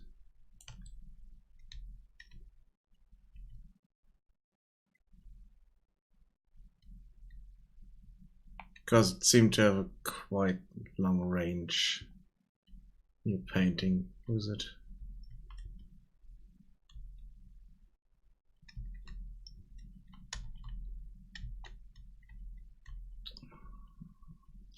Yeah, I'm definitely not happy with this area here because that looks not so good. Let's see. Problem is, if I smooth it out, then it might destroy a bit too much. But let's see, maybe we can do a bit of smoothing here.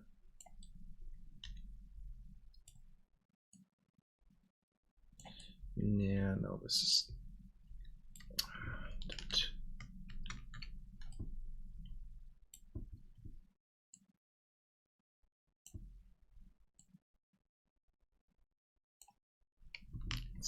too much.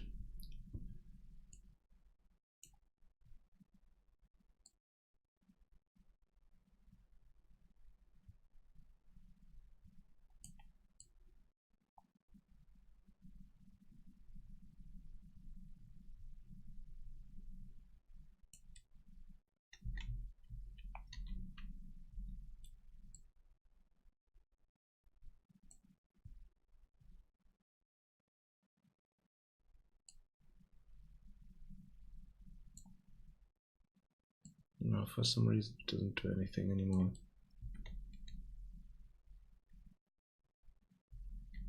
Strange.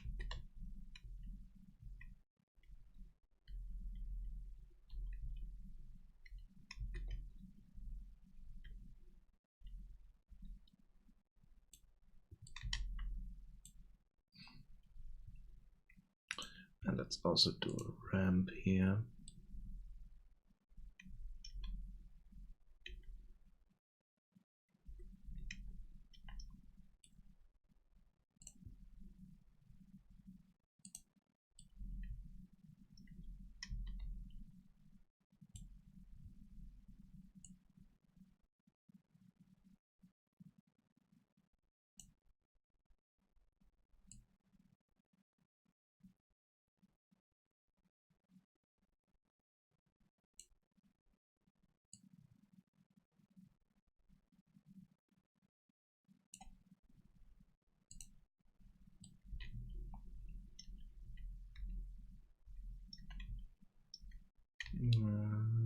It didn't work quite the way I wanted it to.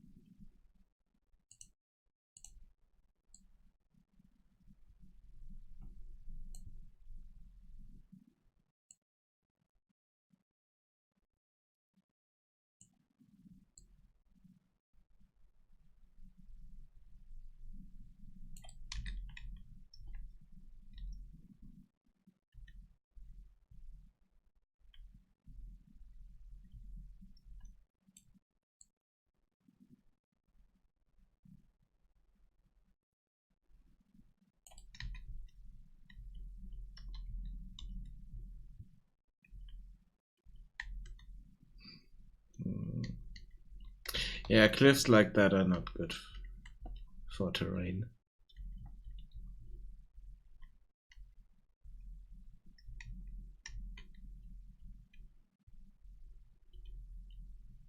I think I need to add meshes to that.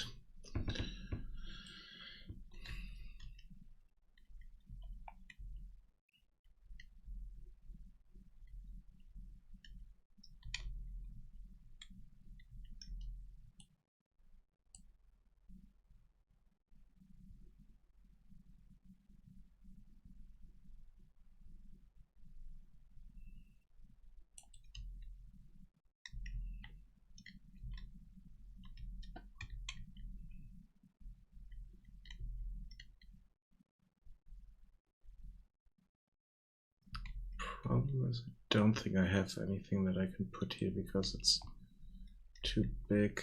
And the other thing is then I would need to replace too much of the the mountainous meshes, I think. Don't want to.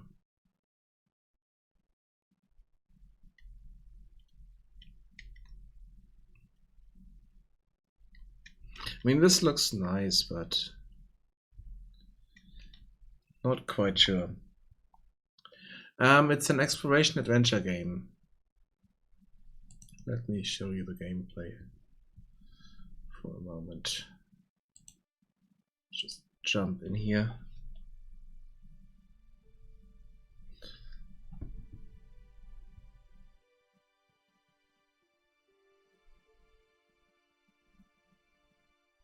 It's a first-person game in an open world, kind of like an old-school adventure game mixed in first-person perspective, mixed with open world.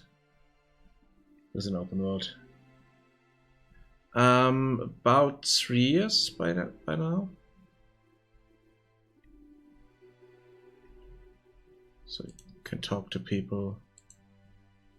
Different dialogue options.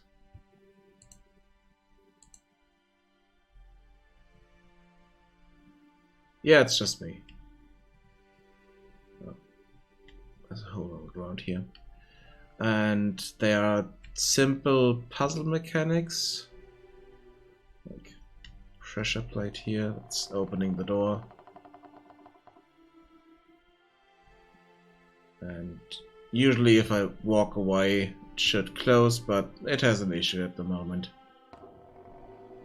So just walk over it once more and then it closes.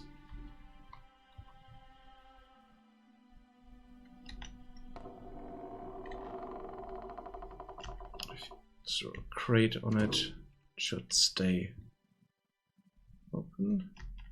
No, let's remove the crate. Reset it.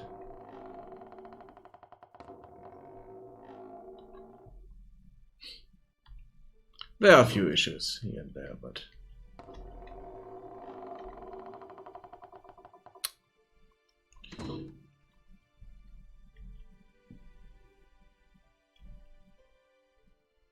I don't know. It's just sometimes works, sometimes doesn't.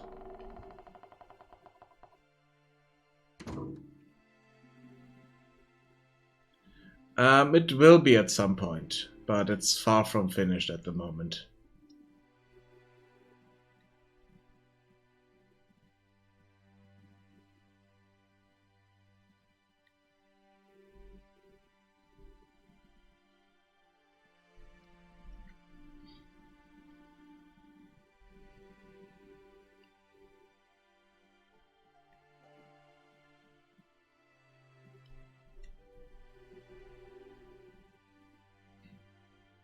And all the villagers have their own schedule and should do their own thing, but there are a lot of issues in here at the moment that this week I didn't have the time to do anything much on it. One of the issues, for instance, is that he's kind of sitting next to the chair and not sitting down properly. Some of the schedules are not working the way they're supposed to. And small other issues here and there.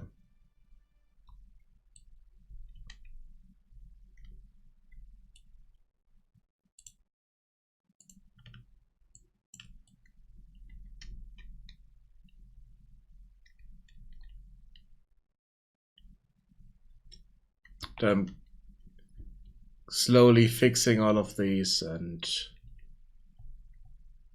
then make another build people can test. There's an older build on the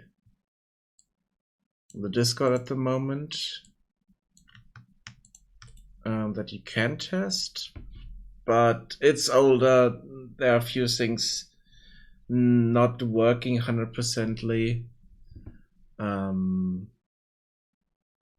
Some of the issues are fixed, some new issues came in.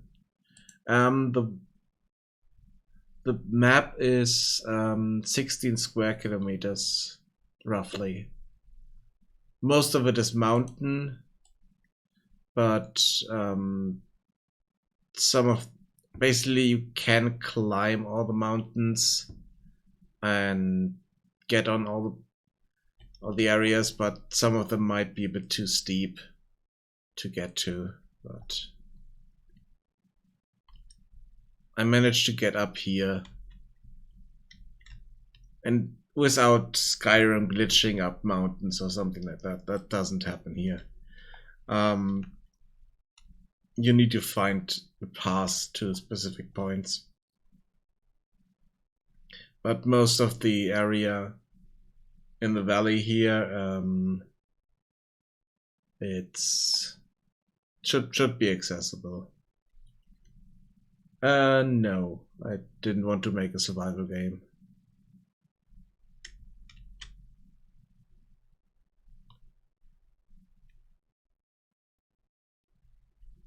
Because there are already quite lots of survival games, and don't think I would add anything to those, so I didn't want to do that.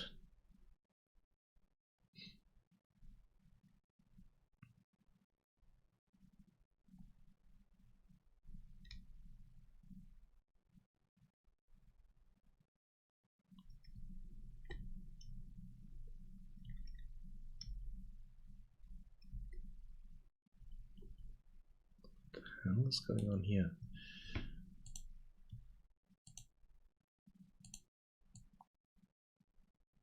Oh no.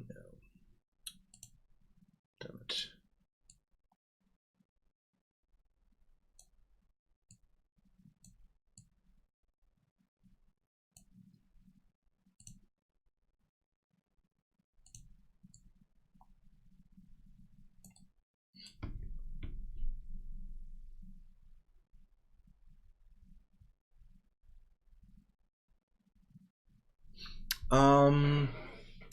Unity over CryEngine. I think mostly the ease of work and documentation availability. Because it's a bit easier to work with C# for the programming side than C++ on CryEngine. And there's more documentation for Unity.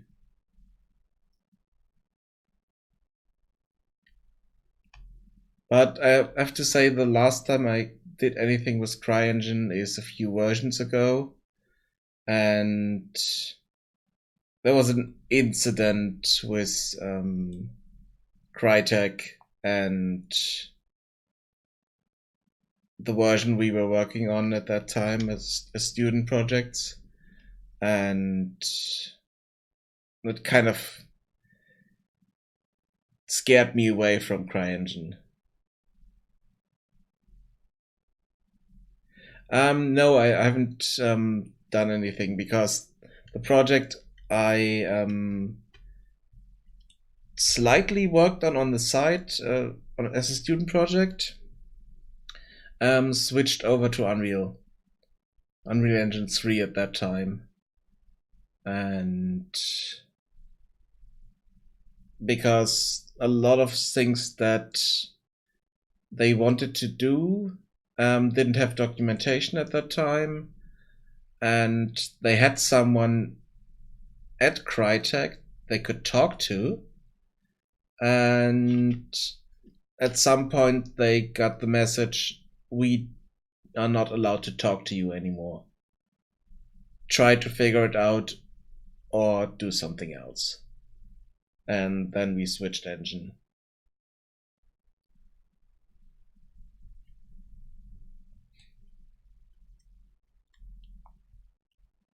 And I used Unity on other projects, other student projects.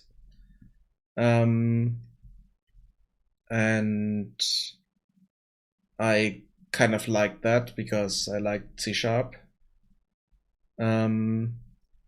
did programming on those and a bit of level design. And then I started this project in Unity as well, but noticed that some of the tools I needed either to buy or to otherwise figure out kind of outside of the scope of Unity. And I looked around, and Unreal 4 was the engine that had all those features for free, and then I jumped over there, kind of switched engine in a project again, which is something you shouldn't do, but it helped a lot.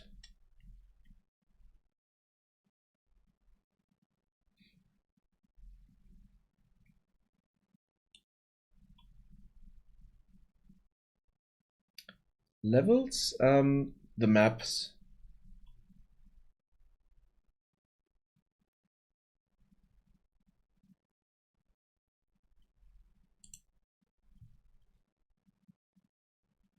Each of these here is a level that's loaded at the moment. For instance, I can hide this one. And you can see that's basically that square there with all the terrain on it.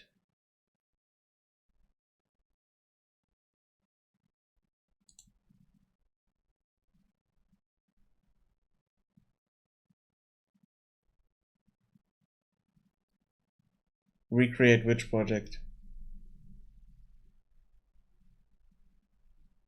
This one? No, it's not just a chunk of the map. It is its own individual map, but it's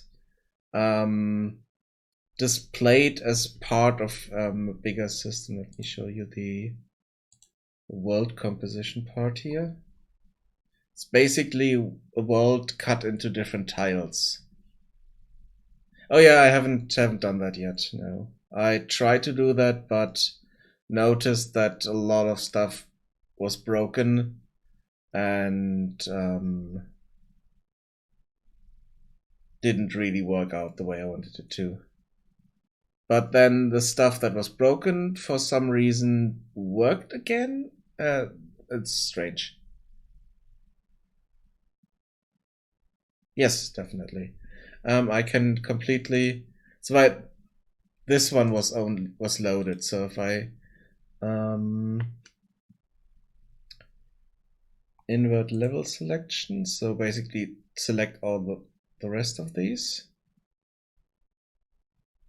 And keep that. I can unload all of these.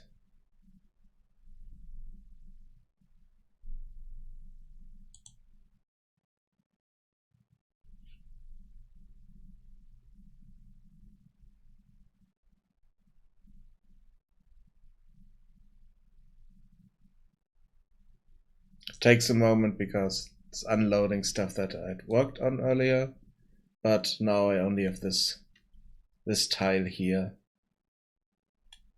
and can work on that.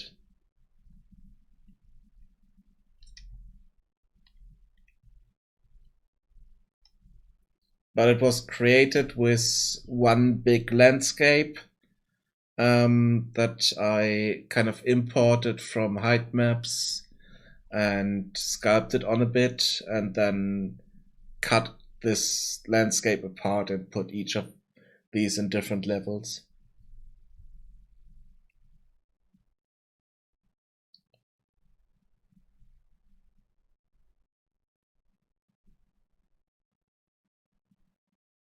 Kind of, yeah, but there's also another plugin, I think, that you can kind of work on the same map at the same time as well. But I'm working on this alone, so there's no need to work on the same map with other people at the same time. But there are definitely ways to do that.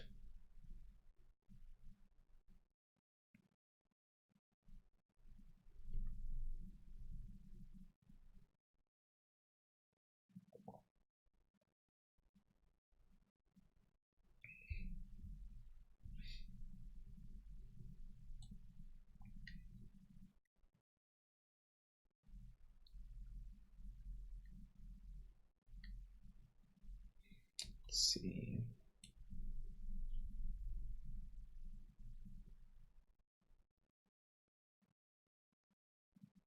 No, I don't know.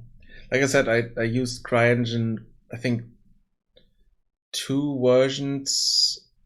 full versions earlier, even three full versions earlier, and I haven't done anything on CryEngine since that. That was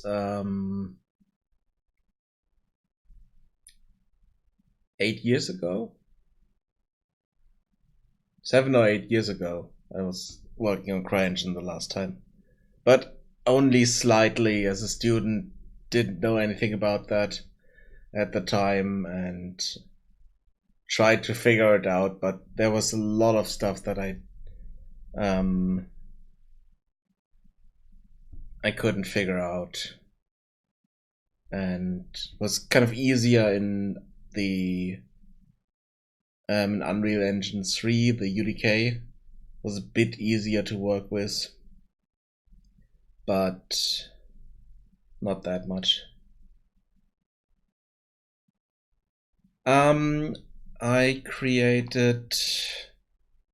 didn't create the trees and all the foliage assets, but I created modular pieces for the houses. So these walls, corner pieces, roof pieces, foundation pieces I created myself. Stairs. These pieces were created by a viewer. He gave them to me. I used Blender for those because my student license for 3ds Max ran out before I started the project, and I used the beginning of the project to learn Blender, basically. So, not that I know a lot about Blender by now, but I think I can create models with it. No, it doesn't. Some of the textures I created in in Substance Designer. Clothing for the characters I created in Marvelous Designer, but the textures, materials are mostly, for the houses at least, are mostly done in Substance Designer. Kind of depends what you want to do. If you want to create nice looking textures that you have control over and that you can even set up in a way so that you can change them in the engine, I would say Marvelous Designer. If you just want to paint your models in a nice way, I did I say Marvelous? Substance Designer. And for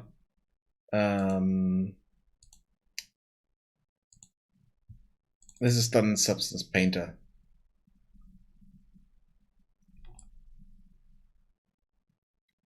So it also looks quite nice, and added this brand in here.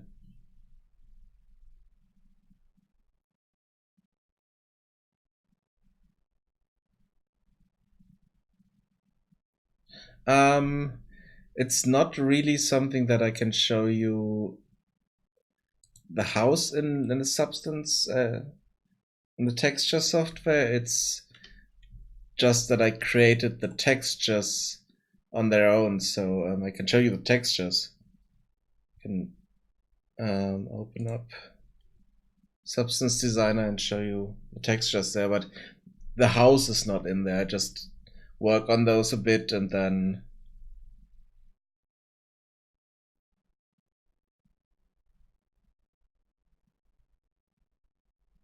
no, it's not a problem. It's usually that the old school way is you go to Photoshop and create your textures, but with Substance Designer you can kind of use nodes and can kind of create instructions for some kind of for some systems that work. So let's see, let's load up the what do you want to do? Let's do the shingles.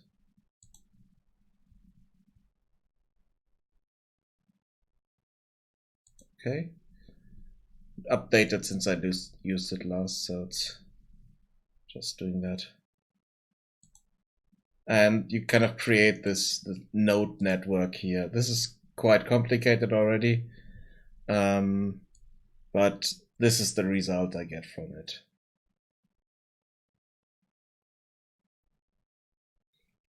But there are also simpler systems. So if I'm taking the brick wall, might be a bit simpler. No, it looks less simple, but it is simpler a bit. Let's take the other one.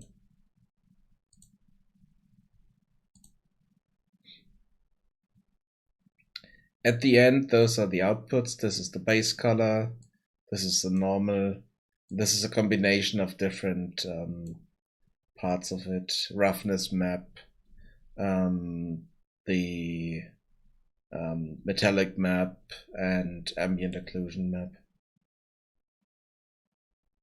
But it's rather simple. It's taking a specific procedural texture and then creates bricks and blends those together. So this is the brick generator, and here I'm blending in some of these cracks and stuff like that.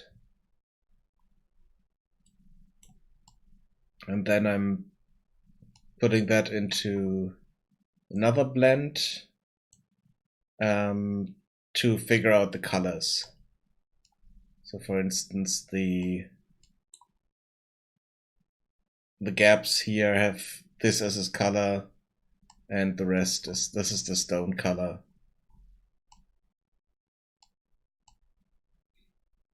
And then I'm inputting that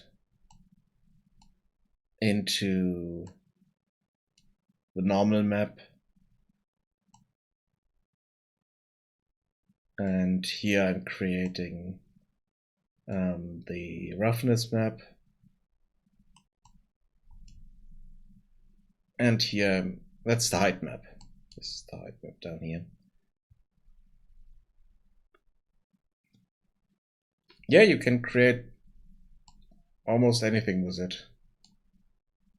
You can even load in your model in here and see if it looks good. Yeah,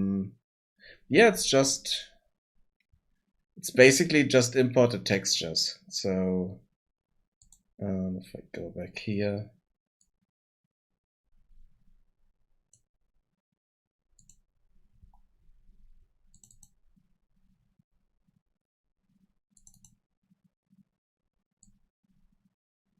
in the end, this is what I get from that material. It's just 3 textures, and this is the material for the bricks. One thing that is good with substances is the fact that I can use a substance file that I'm importing. And I have a few parameters that I can change if I wanted to. There's not much to change here. You can just set the outputs. But there are more complicated substance files where you can completely configure the output in different ways. But in the end, it's just that put into a material and then dragged onto a model. Let's just find one here.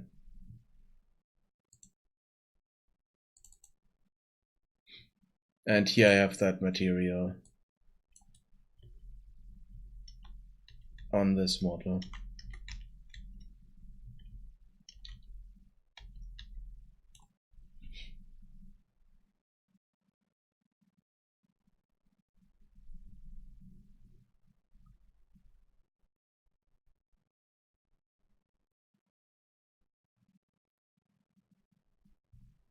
If I wanted to go crazy, then I could pick another one here.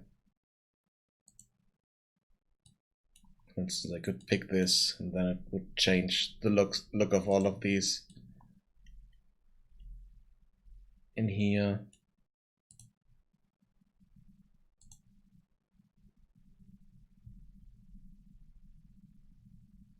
But I don't want to do that.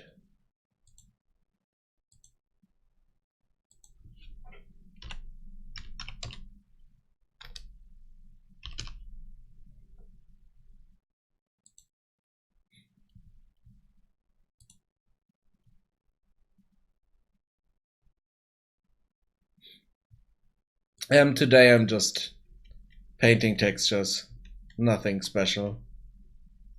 I have these roads here that were that I can kind of set up with the terrain tools, and it paints a texture, but it has quite a big fall off in some areas. So I kind of changed the way the textures were laid out. Let me load another map here so that I can show you the difference. So if I load this map, then you'd see the difference there.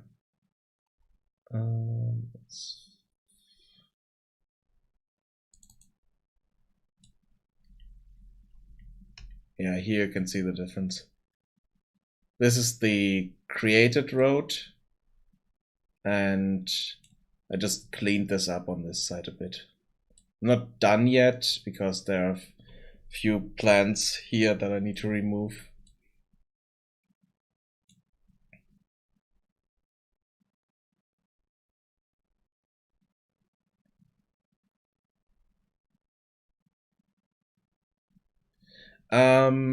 No, I didn't. I didn't create the landscape in another software. I created the landscape with different height maps kind of blended into each other, and then created the whole thing in Unity, and then exported out the complete height map and imported that into Unreal, worked a bit on it, fixed a few issues, and then I had that. But there are things like World Machine, World Creator that can help you with creating a landscape in a different software so that you have it tiled already and don't need to do anything there. But the problem with most of these is that you need to figure out the software and don't really have that many options to kind of paint the landscape yourself and stuff like that. And I figured out which level to load by setting up the kind of coordinates. So it's x4, y3 for the town, and the next one over would be x5, y3 for this level here, because they are adjacent.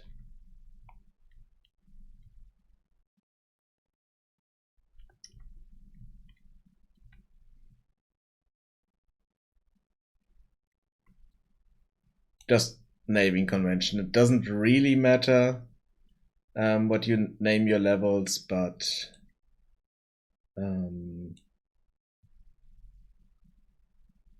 I just used kind of coordinates.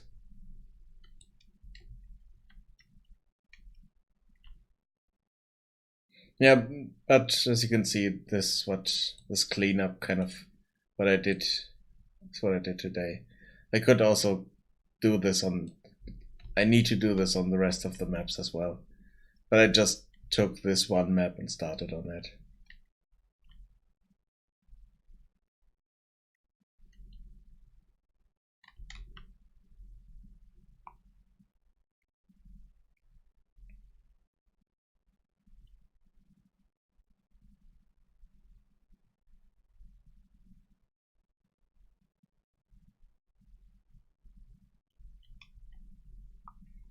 And I also need to build this house thingy here at some point.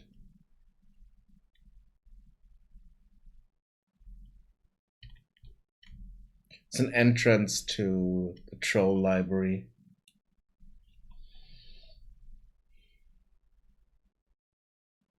The game is based on a role-playing session that I played, was mastered by a friend of mine, and in the role-playing session we had to retrieve a specific artifact out of an old brewery that was overrun by goblins, and I kind of took a similar idea that there's a recipe in that brewery that a big brewing company wants to have, and there's no fighting in the game, but there are kind of puzzles that you need to solve to get to that recipe and then bring it back. So it's a mixture of the idea of that role-playing session that I had with some friends and some ideas of my own that came over the years, basically. It's like I said earlier, at some point, I've been working on this about 3 years by now. Maybe a bit more even.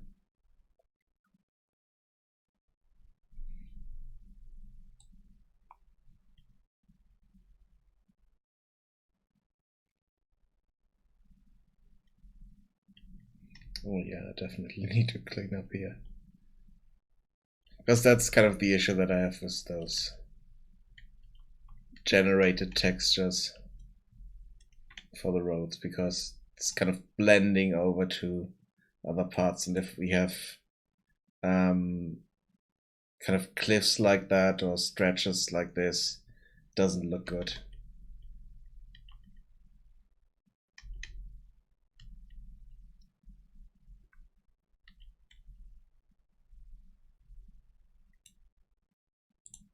So can I just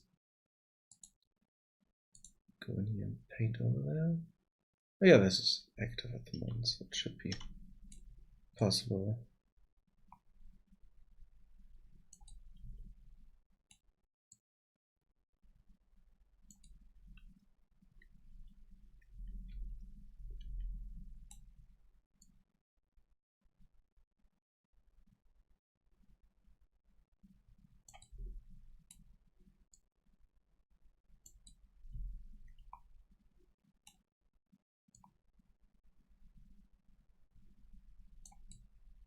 Another thing is that I always kind of liked writing stories, and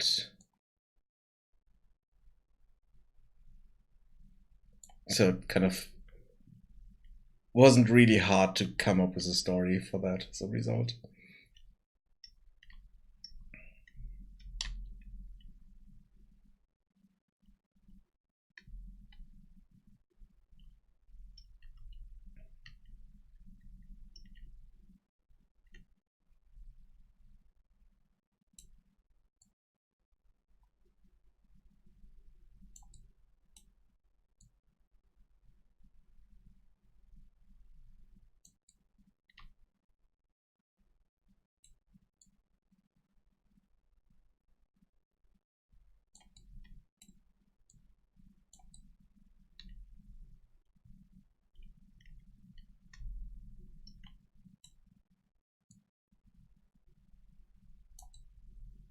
think the hardest part for me is figuring out AI and figuring out puzzles and stuff like that. Story is easy for me, but other people have other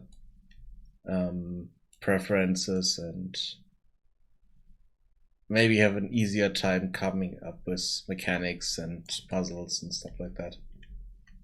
Okay, have fun, and thank you.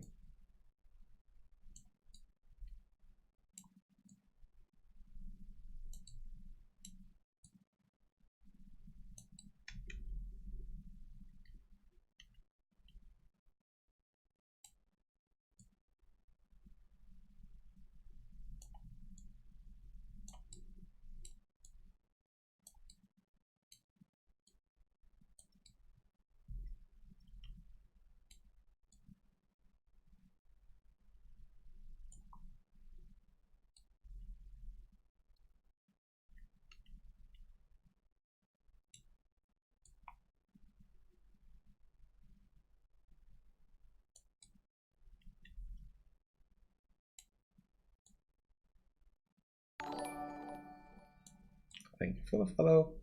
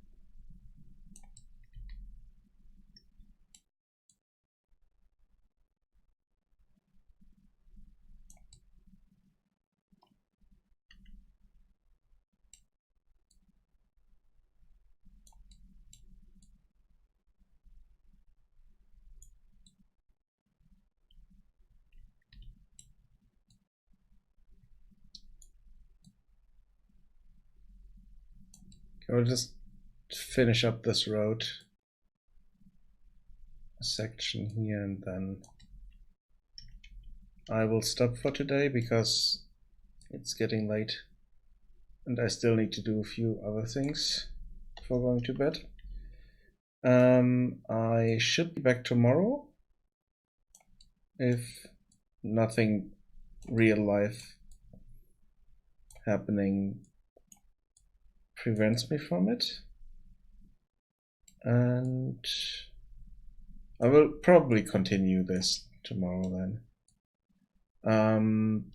I was thinking of maybe raiding someone. So I also raided earlier. So let's figure out who we can raid. But like I said, first I want to finish this section here.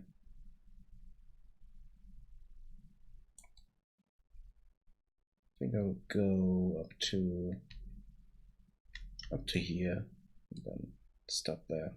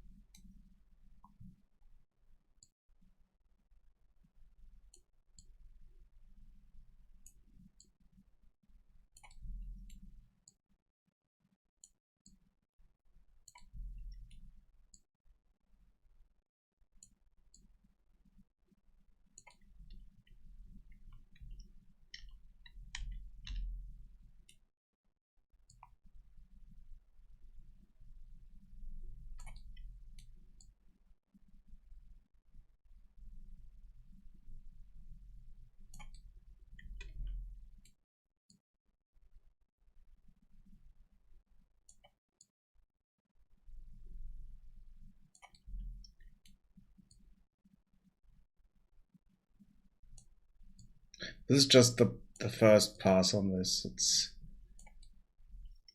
kind of want to add a bit of dirt around the road and also add some pebbles to the side and kind of street lamps or something like that.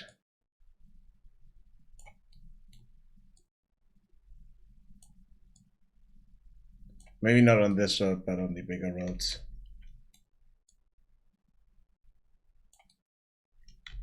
It's more of a path here to those watchtowers. It's a bit too much here. No, I think it works.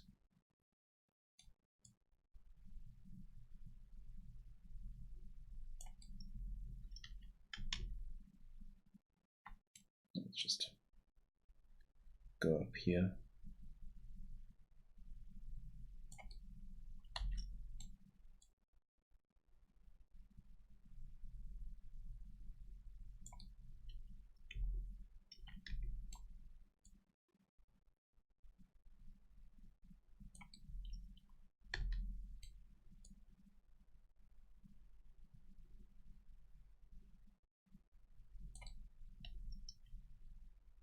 Okay, so let's stop here. Let's see who is online. Who can we raid?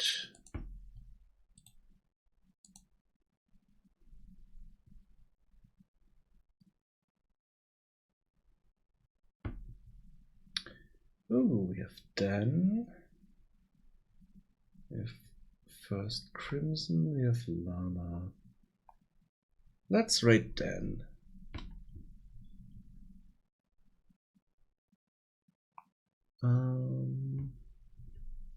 So if you want to go with me on the raid, stay in chat. I'm putting on a going offline screen and raiding Dan. So bye bye.